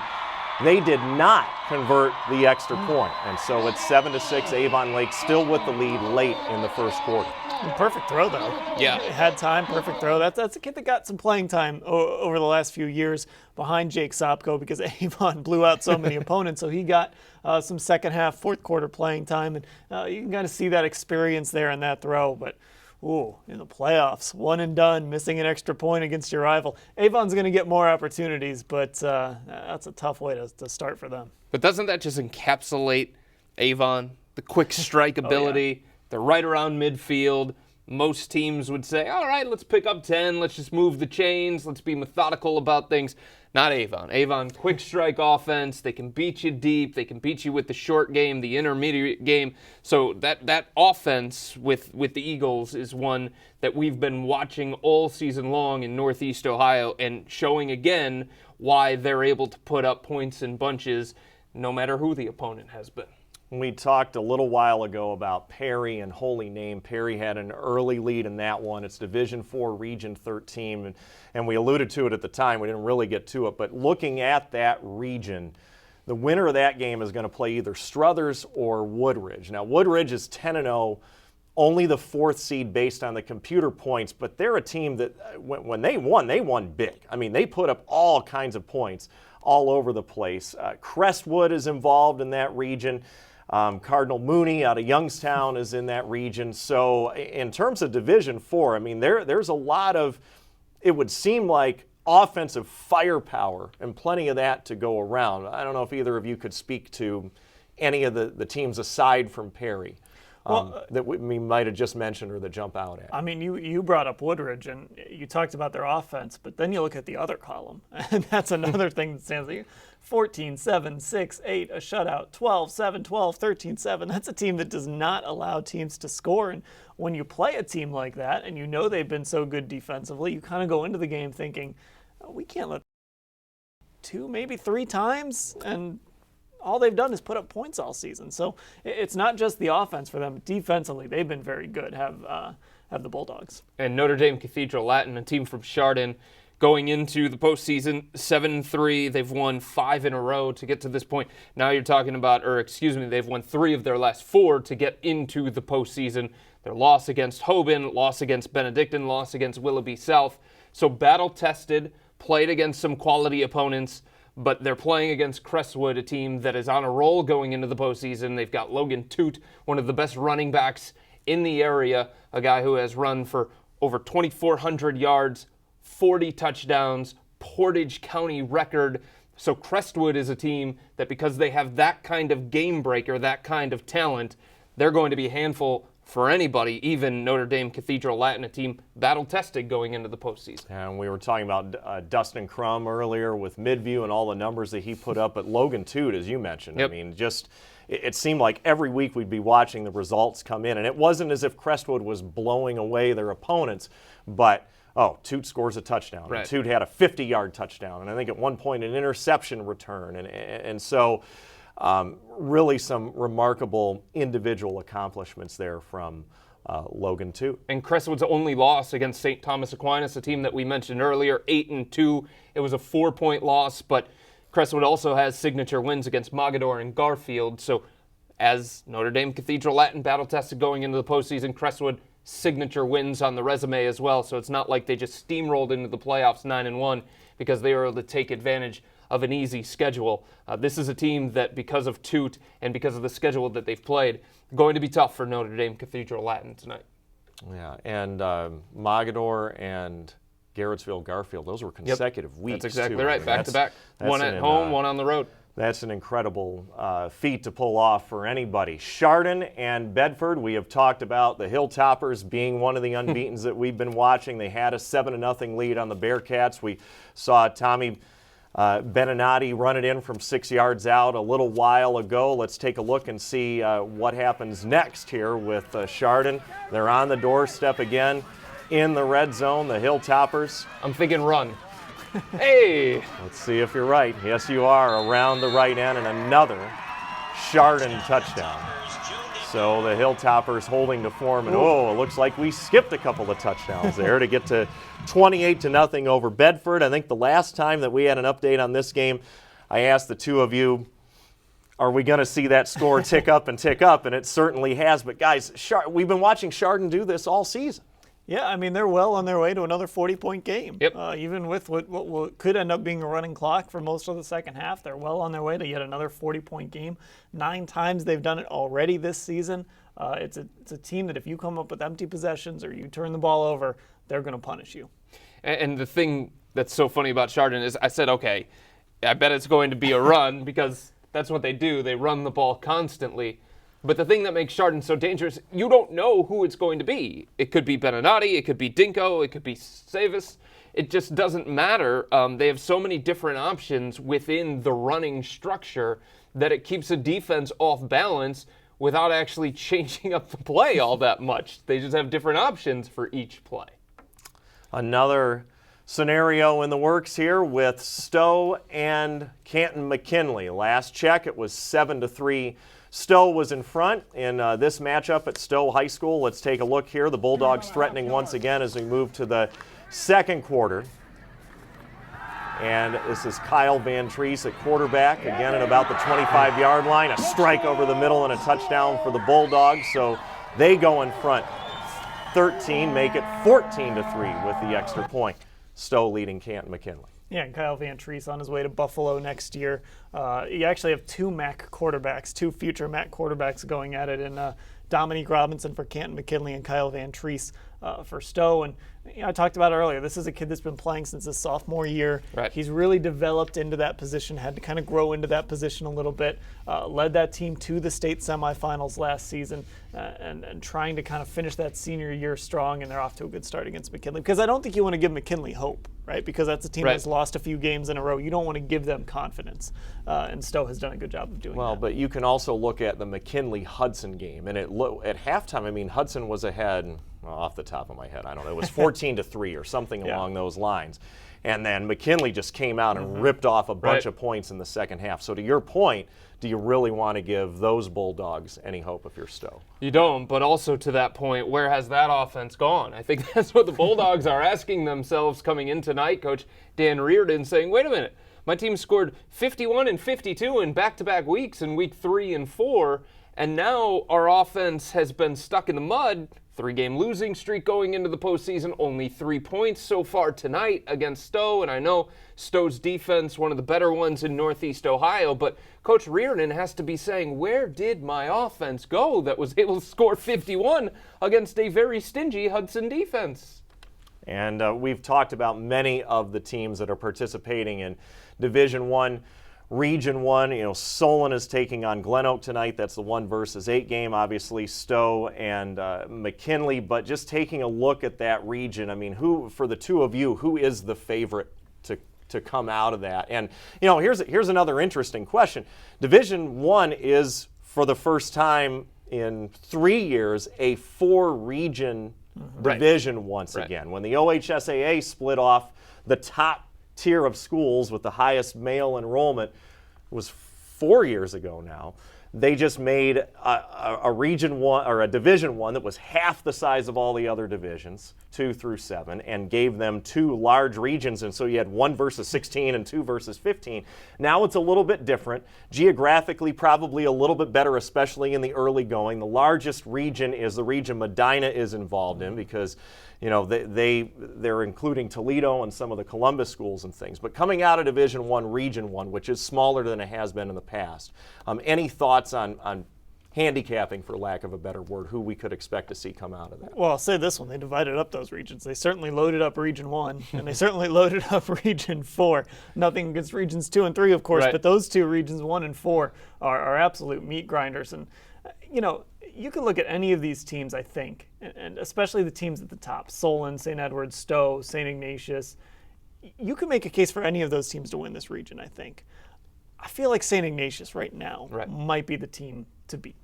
With that offensive line, their ability to play multiple ways, I think they're probably the favorite. I do like Solon and Stowe. Of course, look, you never count out St. Edward, obviously, with their experience and what they've been able to do. And, of course, I know Chris Fedor is not counting out St. Edward ever. Well, actually. But I think St. Ignatius, to me, would be the favorite, but it wouldn't shock me if any of those 4 teams won. I'm a St. Ed's alum, and I'm kind of wondering if St. Ed's has enough to go back to back to back this year. Number one, that's very, very difficult to do, especially in Division I. And number two, you're talking about a St. Ed's team. It's not the fact that they got beat by St. Ignatius last week, but we've been talking about this, Dan, all season long. St. Ed's lost so much from last year's team, and a lot of those players from last year's team that won the state championship also helped them win the state championship in 2014. So you're talking about replacing Cole Guest, who's playing at Indiana. You're talking about replacing Tony Butler, who's at Nebraska. You're talking about replacing Michael O'Malley, one of the best defensive players in Northeast Ohio the last couple of years. At some point, even though you are St. Ed's and you've got that big name and you're known for reloading quickly, at some point you just lose too much talent. And their quarterback last year, Jimmy Keefe, set a record in the state championship game for passing yards. For me, St. Ed's just lost too much from last year's team, so I'm with Dan here. I give the edge going into tonight to St. Ignatius. They've gotten back to who they are. Run the ball, take pressure off the quarterback, and lean on that stingy defense. Their defense is allowing 8 points per game. That's a touchdown per game. I mean, that's insane to think about. So to me, it's St. Ignatius. I love how your St. Ed's rant evolved, and I'm going to ask you to come back to their opponent here in a second. But for now, let's go back to Avon. Eagles hosting Avon Lake. Again, it was 7-6 the last time that we checked in. And let's take a look here now. I believe they have moved along to the second quarter. Avon driving once again, wearing what Chris Fedor deemed as sweet uniforms, and they run it in. Jason McLemore with the touchdown. What would you say, about 4 yards out there? They did convert the extra point that time, and it is 13-7. Avon now leading Avon Lake in the second quarter. You know, they replaced a pretty good running back from last year, too. Garrett Choate. I've talked about Jake Sopko, who, of course, went to Cincinnati, but Garrett Choate was a very good running back for them. So Mason McLemore has kind of stepped into that. Sign of a program, right? When you can just kind of keep rolling kids into positions, especially key positions like quarterback and running back. Good catch on Mason McLemore as opposed to me calling him Jason McLemore. Now, St. Ed's is taking on Euclid tonight. I don't know that we've had an update yet on that game, but Jeff Rotsky is, he's had some interesting things happen, to say the least, this year. One of his players, of course, passing away as a result of their game against Solon. But in terms of just turning that program around, getting them to be the 7th seed in Division I, Region I, they were 7-3 this year. And I think all of their losses, you can point back and say those are very good teams that they ended up losing to. What about the Panthers and that program and where things are headed there? Well, head coach Rotsky thinks he has the best quarterback in Northeast Ohio, in Noah Mitchell. And people are going to argue there are a lot of really good quarterbacks in Northeast Ohio, but Noah Mitchell is a guy who threw for 360 yards and 4 touchdowns against Mentor. So he's played in big games against some quality opponents, and he's had some success. Bit of an up-and-down season for Noah Mitchell, no question about it, but he has shown the capability, with the light shining bright, that he can go out there and make some plays. And I think St. Ed showed last week against St. Ignatius in that game at First Energy Stadium that they're a little bit more vulnerable defensively than they've been in the past. And Euclid maybe can take advantage of that. Yeah, and they didn't have Noah Mitchell last year when they took on St. Edward. He played a little bit, but he had a broken wrist. He couldn't really do much. They put him into the game late and just couldn't do a lot in that. So he's got his full complement at quarterback. And the thing about Coach Rotsky, I covered a game of theirs and did a conference call with him. And when I hung up the phone, I was ready to go run through a brick wall. I would have done anything for that guy. And it was just a conference call with a couple of reporters. And he's just that type of coach that knows how to inspire his kids. You know, you can tell he really cares about them. And he's really turned that program back into what we've seen from Euclid in the past. Now, Division I, Region II, again, the region we talked about that's the largest geographically in Division I because it includes Medina and Lorain, who are playing tonight. It includes the northern edge of Columbus. It includes Toledo. I think we could affectionately, can we call it the Olentangy region, because there's 3 teams in it with Olentangy in their names. But, you know, we talked about Bedford a little bit earlier and the number of turnovers that they've had. And they had, what was it, 5 of them against Lorain a couple of weeks ago. Lorain is playing at home tonight against Lewis Center Olentangy, just to clarify, one of the Olentangys.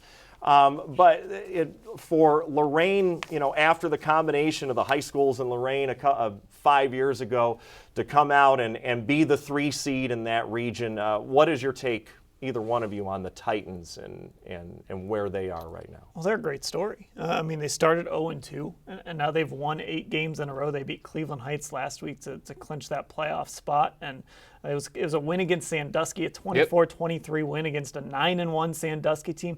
That's a Division III team, but that's a very good Division III team. And Lorain, there's no doubt about it. They're one of the best stories probably in Northeast Ohio. They have some fantastic players. Starting with Naz Bohannon, who's a very good basketball player as well, one of their linebackers. And we had an interview with him on the show last week, and you could just, the emotion that he had after that dramatic win, a goal line stand to win the game. That's a team that kind of understands, man, what we've done so far is just incredible. And credit to Dave McFarland. And I think battle-tested. That's the thing that comes to mind for me when it's Lorain. And the other thing Lorain has an advantage is home field advantage. It's a grass field. It can be muddy at times. They can grow it really high if they want to slow down the opponent. But they've played against Cleveland Heights. They've played against Midview. They've played against Sandusky, as Dan mentioned. So they've seen teams that they're going to see in the postseason. The caliber of team that they're going to see in the postseason is not going to be a surprise to Lorain. All right, Cuyahoga Heights, the last time we checked in, was grinding things out and had a lead on Jeromesville Hillsdale. Bryant Kaiser checking in with us once again. Bryant, what is the latest from the land of the Redskins? We're at halftime, and it's still 10-0 Cuyahoga Heights. Hillsdale's playing great defense, but they shoot their own self with the interceptions. They're bringing out everything. Everything they have in the kitchen sink. They had a onside kickoff return to start the game. They had a fake punt. They had a razzle-dazzle, but they just cannot get into the end zone. And, they had an interception. Again, Trent Williams, he's the quarterback for Hillsdale. Left-handed quarterback, he has some good throws to his main guy, Hicks, but the last throw he threw into double coverage right in the end zone, so they picked that one off, and 10-0 at the halftime, and Hillsdale need that score because they get the kickoff to start the second half. Brian, Cuyahoga Heights has scored 40 points 6 times so far this year, so we know that their offense is capable of putting up big numbers. How has Hillsdale been able to slow them down? Well, the Redskins turned the ball over too. When I left you, they picked off a fumble. Then next thing you know, the Redskins fumbled the football, leading. They keep fumbling the football. Hillsdale is getting after their quarterback, Brett Lawler. They getting at him. They stopping the run with Durazio. So they're bringing their defense is really have been impressive. They just cannot score against the Redskins defense. And I think the head coach, he's going to have some more specialty players for Hillsdale, but they got to get into the end zone. All right, Bryant Kaiser, thank you very much. Joining us from Cuyahoga Heights, where the Redskins lead Hillsdale 10-0 at halftime. That's the way to do it, though. You're the 8th seed. You have to travel that far to play against Cuyahoga Heights, undefeated, a team that has already beaten Kirtland. Sure, leave it all out there. Onside kicks, go for 2 if you have to, some trick plays. That's what it's going to take for a team like Hillsdale to compete with Cuyahoga Heights, and it's nothing against Hillsdale. It's just Cuyahoga Heights has separated themselves in Division 6. Well, that and Cuyahoga Heights has allowed more than 13 points twice. Right. So you've got to figure out a way to manufacture some offense against them, and you can't make that drive back. If you lose that game, you can't make that drive back thinking, man, if we could have done, maybe we should have tried this, or maybe we should have done that. So yeah, you got to go for it and try and somehow find a way to cross that 13-point barrier. What's the worst that could happen? You don't recover the onside kick and you lose? I mean, going into the night, nobody outside of Jeromesville gave Hillsdale a chance to compete with Cuyahoga Heights because Cuyahoga Heights has been that good this season. Might as well try. Well, let's check in for the first time tonight in Hudson. The Explorers hosting Copley in that first-round game, Division II, Region 5. And here we have Copley with the lead, backed up to the goal line, and it's a handoff, and he is hit and taken down by Daniel Saxon of the Explorers. But Hudson still trails even after the safety, 10-8 in the second quarter.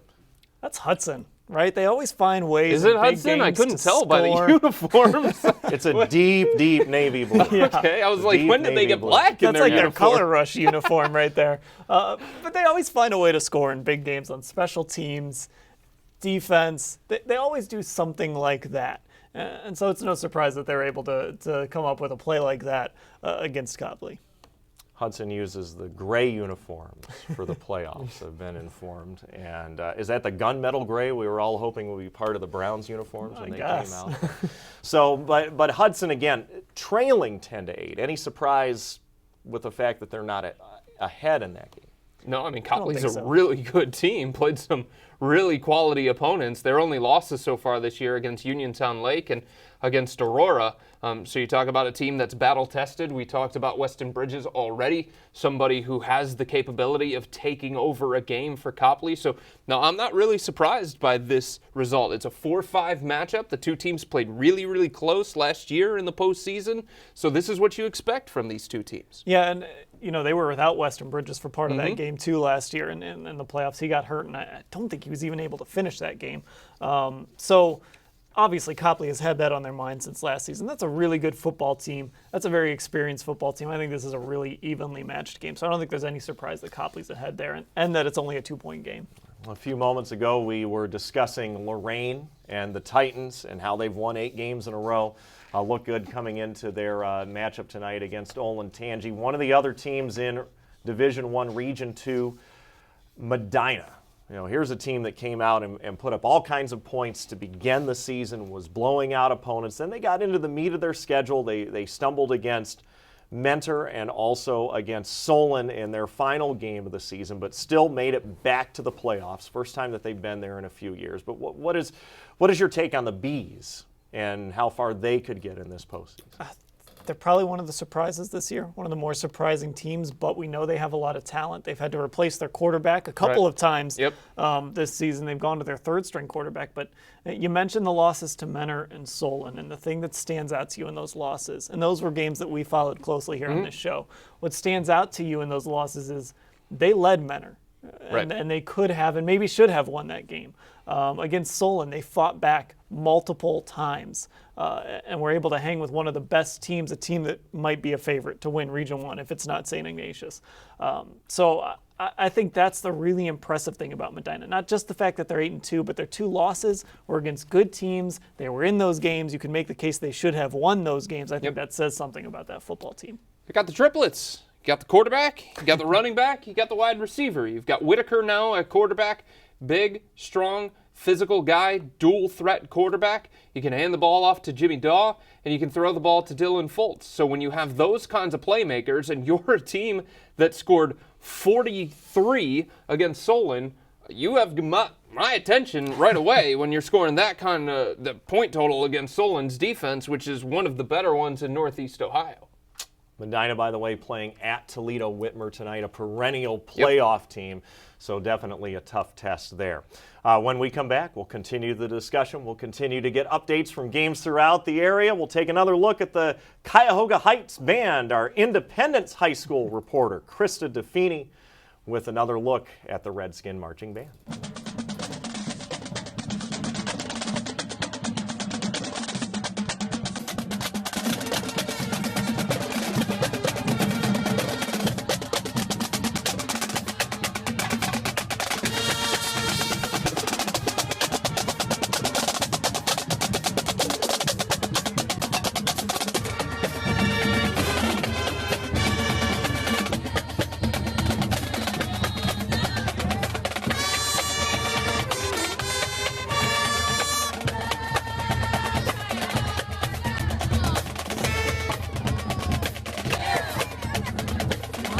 Just as athletes need proper sleep for optimum performance, so do fans. To be your best, you need your rest on a properly fitted mattress from Mattress Warehouse. A good night's sleep on the right mattress prepares you for whatever the day throws at you. Visit Mattress Warehouse for a custom sleep assessment, and we'll help you find the right mattress for a great night's sleep and a productive day. Sleep like a champion, play like a champion with the perfect mattress from Mattress Warehouse. The best thing Tri-C did for me was give me opportunities. The workforce program prepared me for the career I have now. I got a job in the aerospace industry where I work on CNC machines. I have 3 younger brothers. I want to teach my brothers, hard work actually pays off. Come to Tri-C. It's a great stepping stone to wherever you're trying to get to in life. My name is Chris Grooms, and I got my start at Tri-C. Saturdays, after the big game, Time Warner Cable Sports Channel is Ohio's destination for all things college football. Join Les Levine and Anthony Lima as they break down all the day's action. Listen in live on Coach Urban Meyer's news conference and take your calls on the road ahead for the Scarlet and Gray. More sports and Les Levine postgame. Saturdays after the game on Time Warner Cable Sports Channel. I'm Stipe Miocic, world heavyweight champion for Nature Stone, and Cleveland's first hometown champ. Fighting can be brutal, so can mold, mildew, or flooding on your basement carpet or tile. Get Nature Stone and never replace your basement flooring again. Hurry, act now. Get Nature Stone and save up to 50%. That's up to 50% off authentic Nature Stone flooring. Nature Stone, like me, simply the best. Act now. Call or visit naturestone.com today. Football fans, huddle up. Friday nights are about to change forever with Friday Night Huddle. From pregame to postgame and everything in between, Friday Night Huddle is the place for Ohio football action. Combining the resources of cleveland.com, Classic Teleproductions, and Time Warner Cable Sports Channel, Friday Night Huddle gives you unprecedented coverage. You can be part of the action, get updates as they happen, on cable, online, and on point. Friday Night Huddle. Dominion East Ohio is proud to salute young people in our area who work toward their goals both in the classroom and on the field. We're proud to serve our community and are committed to making a difference. Each year, Dominion partners with schools throughout the region and the entire country to develop new programs aimed at strengthening math and science education in our schools from kindergarten through high school. For more information about our programs, services, and community involvement, www.dom.com. Dominion, it all starts here. The Ohio Lottery's Partners in Education program has been recognizing students and teachers who shine both in and out of the classroom since 2007. To nominate a deserving teacher or student, go to ohiolottery.com and click on Supporting Education. Students in kindergarten through 12th grade are eligible to be academic all-stars. K through 12 teachers can be honored as the Teacher of the Month. Every school that participates is eligible to be honored as the School of the Year. The Ohio Lottery's Partners in Education, where stars shine. Tuesday nights are for Ohio college football. And now, Time Warner Cable Sports Channel is teaming up with your favorite site where Ohio State fans gather, 11 Warriors. Join Marissa Contapelli and the pros who know the team best as they preview the week ahead. 11 Warriors Report, Tuesday nights at 7, only on Time Warner Cable Sports Channel.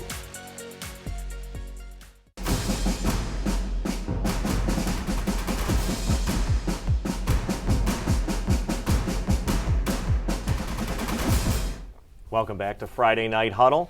Halftime of many of the first round playoff games that kicked off, about an hour and 15 minutes or so ago. And one of the people who is covering games for us tonight is Jeff Sabo. He's with Solon Education Television. The Solon Comets hosting Glen Oak 1 versus 8 in Division I, Region 1. Jeff, welcome back to Friday Night Huddle, and how do things stand at halftime in Solon? Well, it is a 12-10 Solon lead. Glen Oak, being the 8th seed, they are really holding their own. They're really getting a good running game with Elijah Latson in the backfield. Tate Rhodes in at quarterback. He's been able to move the ball down the field, and he was able to find Abe Billings in the end zone for a 27-yard score. And then late in the second quarter, Glen Oak was able to get down the field and get a 25-yard field goal, courtesy of their very good place kicker, Dean Saris. Meanwhile, the Solon team, they started off strong with a kickoff return on the opening kickoff by Darryl Sinclair, 88 yards into the end zone. They then followed up with a touchdown pass from Joe Bubonics to Jake McCurry, and that is how we have a 12-10 score. Jeff, you've seen Solon a bunch, and not a lot of teams have been able to keep the Solon offense in check, at least if you're not named Stowe. So what has Glen Oak been able to do defensively to slow down the Comets? Well, they've definitely been watching out for those bubble screens, and they've definitely kept their eye out for number 34, Thomas Wilkes, in the backfield. And just throughout the first half, you could definitely tell that Glen Oak has been watching the game film on Solon from both sides of the football. And Solon defensively has struggled whenever there's been a big running back or a quarterback that can run in the backfield. And Glen Oak's really had to rely on their running game to move the ball down the field. Jeff Thomas Wilkes has scored 8 touchdowns the last 2 games. What is Glen Oak doing to kind of slow him down so far? Well, they're really keeping their eye out on him in the backfield. They're really getting a lot of penetration from the Solon offensive line. Against that Solon offensive line, a week ago, the Solon offensive line very instrumental in helping Wilkes get 6 touchdowns against Medina. However, Glen Oak's really been able to penetrate and really start hitting Wilkes in the backfield, and as a result, number 34, Thomas Wilkes, has been pretty quiet so far tonight. All right, Jeff Sabo, once again, the halftime score in Solon, the Comets leading Glen Oak 12-10. Thank you very much, Jeff. We'll check in with you once again a little bit later on. Bill Mayville is at FAIRFIELD in Parma. St. Ignatius hosting Jackson. Bill, welcome back to Friday Night Huddle. Hey, guys. Thanks for having me. Just a quick update. We're at halftime now, and St. Ignatius has really blown this open in the second quarter. They scored 3 times in the final 5.5 minutes of the second quarter. Patrick Ryan with a 5-yard run, Bovinski with his second touchdown run of the game, and then Stowers had a 3-run touchdown with 1:02 left in the half, and it's 28-0. And right now, it's pretty much all Ignatius all the time. So. All right, Bill Mayville, and we're seeing one of the St. Ignatius touchdowns right there. Again, at halftime, 28-0. Thank you very much, Bill, for that update. The Wildcats leading Massillon Jackson. Dan and Chris, a moment ago, we heard Solon leading Glen Oak 12-10. Again, 1 versus 8 right there. But I think some of the things that both of you were talking about Glen Oak, it's maybe not too surprising that they're only down by 2 at halftime. Yeah, and that's a team that's been through adversity. They've had to overcome losing a quarterback. Now they have to overcome losing one of their best receivers. So that's a team that kind of that kind of brings you together. Like, adversity can do 2 things. It can tear you apart, it can bring you together. And so far, it looks like that's been good for Glen Oak. And to get to halftime against Solon, 12-10 in the game, that's what you want if you're trying to pull the upset.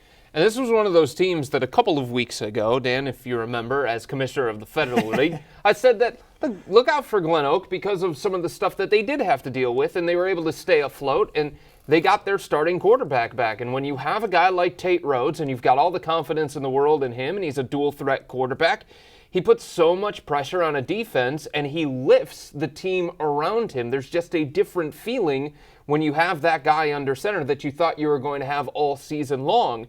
So because of that, I said, hey, look out for them. The J.J. Oliveira injury is something to watch, but when you have Tate Rhodes and you've got that kind of quarterback, you're going to have a chance. One of the things that we had also just heard was McKinley leading another Federal League team, Jackson, 28-0 at halftime. The last report we had from Chardon, the Hilltoppers led Bedford 28-0, but Nate Klein is joining us now with an update from Chardon. Hey, good evening, guys. Hey, Joe Dinko and Tommy Benatti both have a pair of touchdowns tonight. They're leading 42-0 to half. Big key to this game is just stopping Bedford on defense, and there's a reason why they're 10-0 this year, and that's why. Keep an eye out for Tommy Benatti tonight. He's chasing the single-season rushing record here at Chardon. Who holds that record? Well, his coach. Nate, if somebody is going to test Chardon in a way Chardon has not been tested yet so far this year, what is it going to take? You got to stop them at the line. They're just having their way with Bedford right now, and I'm presuming that they probably did the same thing in those last 10 games. But they're going to have to stop them at the line. They're just having their way in that offense they're running. So. Hey, Nate, for Bedford, turnovers have been a problem the last few weeks. Has it been a problem for them tonight? Not really too much. I mean, they had maybe an earlier turnover or two, but not too much. It's just, Chardon has just been really crafty, and, both teams had a couple of 4th and 1 situations where they decided they could go for it, and unfortunately, It didn't pay off for Bedford, but it didn't pay off for Chardon. So. All right, Nate Klein, thank you for that update. Again, 42 to nothing. Chardon leading Bedford at halftime. Let's check in once again in Stowe. The Stowe Bulldogs hosting the Canton McKinley Bulldogs. Ryan Isley joins us. Ryan, how do things stand in Stowe? Right now, guys, we are at the half. Stowe leads 14-3. They tacked on another touchdown after we last chatted. Joe Gobble ran for about 50 yards on the drive, which opened up the passing game. Kyle Van Treese hits Joe Andrade for a 24-yard touchdown. An update to an earlier storyline that I was following is that Dominique Robinson came back into the game after the injury for one series. After a 3-and-out, he has not returned for the last two Canton-McKinley series on offense. And while Canton-McKinley is trying to run the same offensive plan with their backup quarterbacks as they do with Robinson, it's a little bit different when you have a 6'5" running quarterback who can run people over, and when you have about a 5'9" quarterback who really can't run people over. The offense just is not there right now for the Canton-McKinley Bulldogs. The Stowe Bulldogs have seemed to pick it up offensively as the game has gone on. So, Ryan, what do you expect Canton-McKinley to do in the second half to try and make up for the fact that they may not have their starting quarterback for the second half? My guess, if Robinson cannot return to this game, they will do what I have seen them do a few times this year. That is get the small, fast, shifty guys out in the flats, out in space, and just let them go one-on-one with the defenders. The problem might be, though, that they've not seen tackling and one-on-one defenders quite like Stowe has.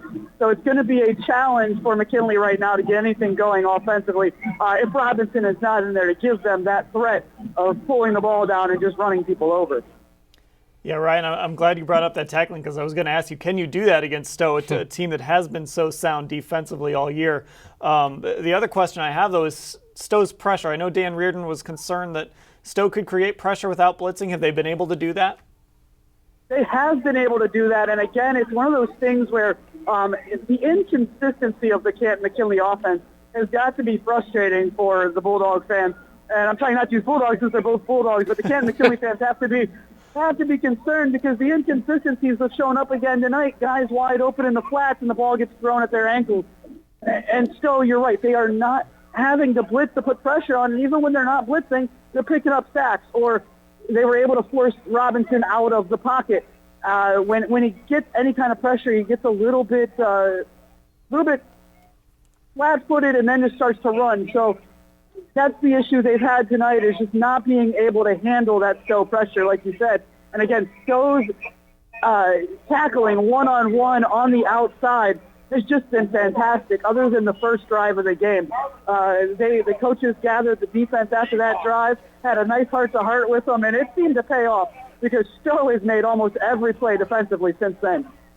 All right, Ryan Isley, thank you very much for that update. 14-3 once again.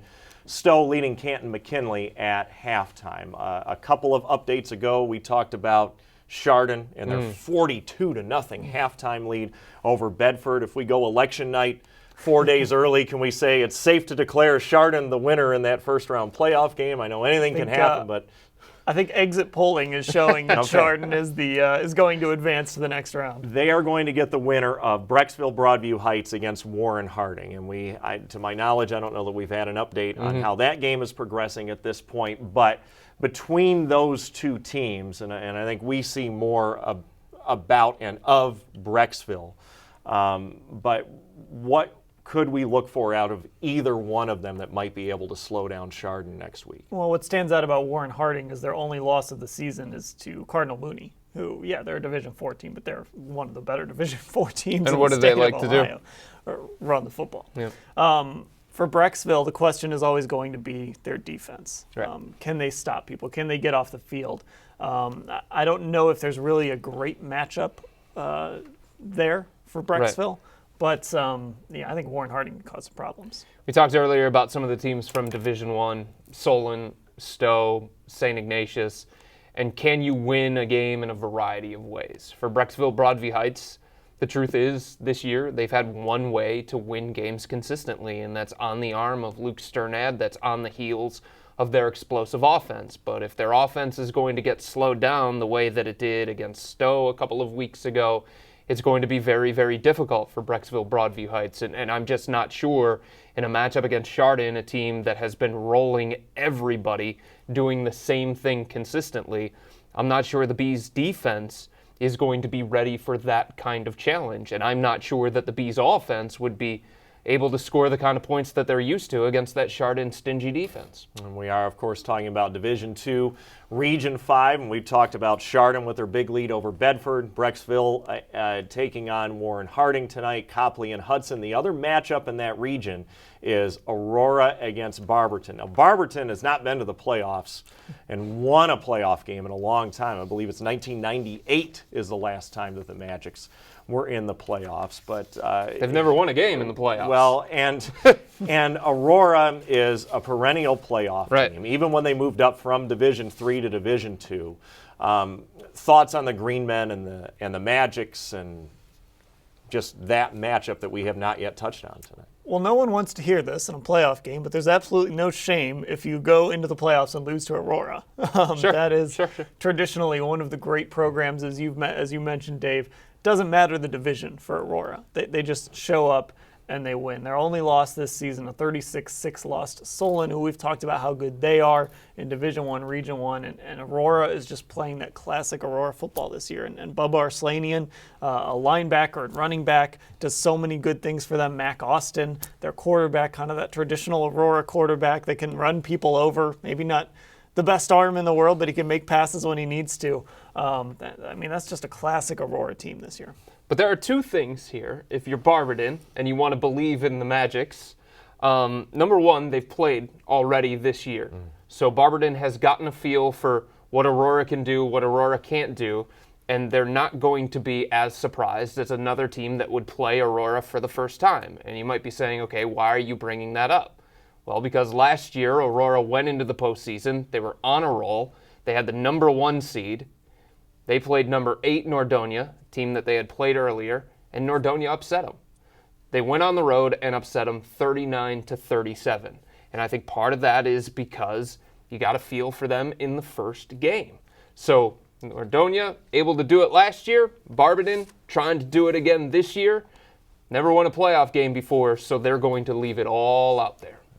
And we will see, of course, what transpires in that one. There are things transpiring in Grafton. Midview is hosting Olmsted Falls. Mike Fitzpatrick is there and joins us for an update. Mike, how do things look between the Middies and the Bulldogs? It's halftime here in Grafton, and a little bit of an upset. It's 17-14 Olmsted Falls over Midview. The two teams met earlier this year on October 7th. They're both Southwestern Conference foes. And Midview came out on top 28-21 in that game. Just a lot of Spencer Linville tonight. The bruising 5'8", 245-pound fullback has rushed for 133 yards and a touchdown for Olmsted Falls. Justin Crum, of course, the outstanding quarterback for Midview, has run for 94 yards, and he has thrown for 80 yards, but he has an interception that led to Midview's go-ahead score. So it's 17-14 here at the half. Mike, you mentioned that Olmsted Falls played Midview earlier this year, and it was a close game. What is it that Olmsted Falls does so well that seems to cause Midview problems? Is it just that running game with Linville? Oh, yeah. They open running lanes for him. And, he's big, but he's shifty, and he also has, an incredible first step because he's, through the line right after he gets the ball. So, he's very hard to tackle. He's shifty. He reads his blocks real well, and Midview's just really having a hard time corralling him. That's why Olmsted Falls was able to get back in the game in the first time around. Linville was just carrying him up in the second half. All right, Mike Fitzpatrick. Again, the update at Midview, 17-14 Olmsted Falls with the lead in that one. Thank you very much for that update, Mike. We'll check back in with you once again later.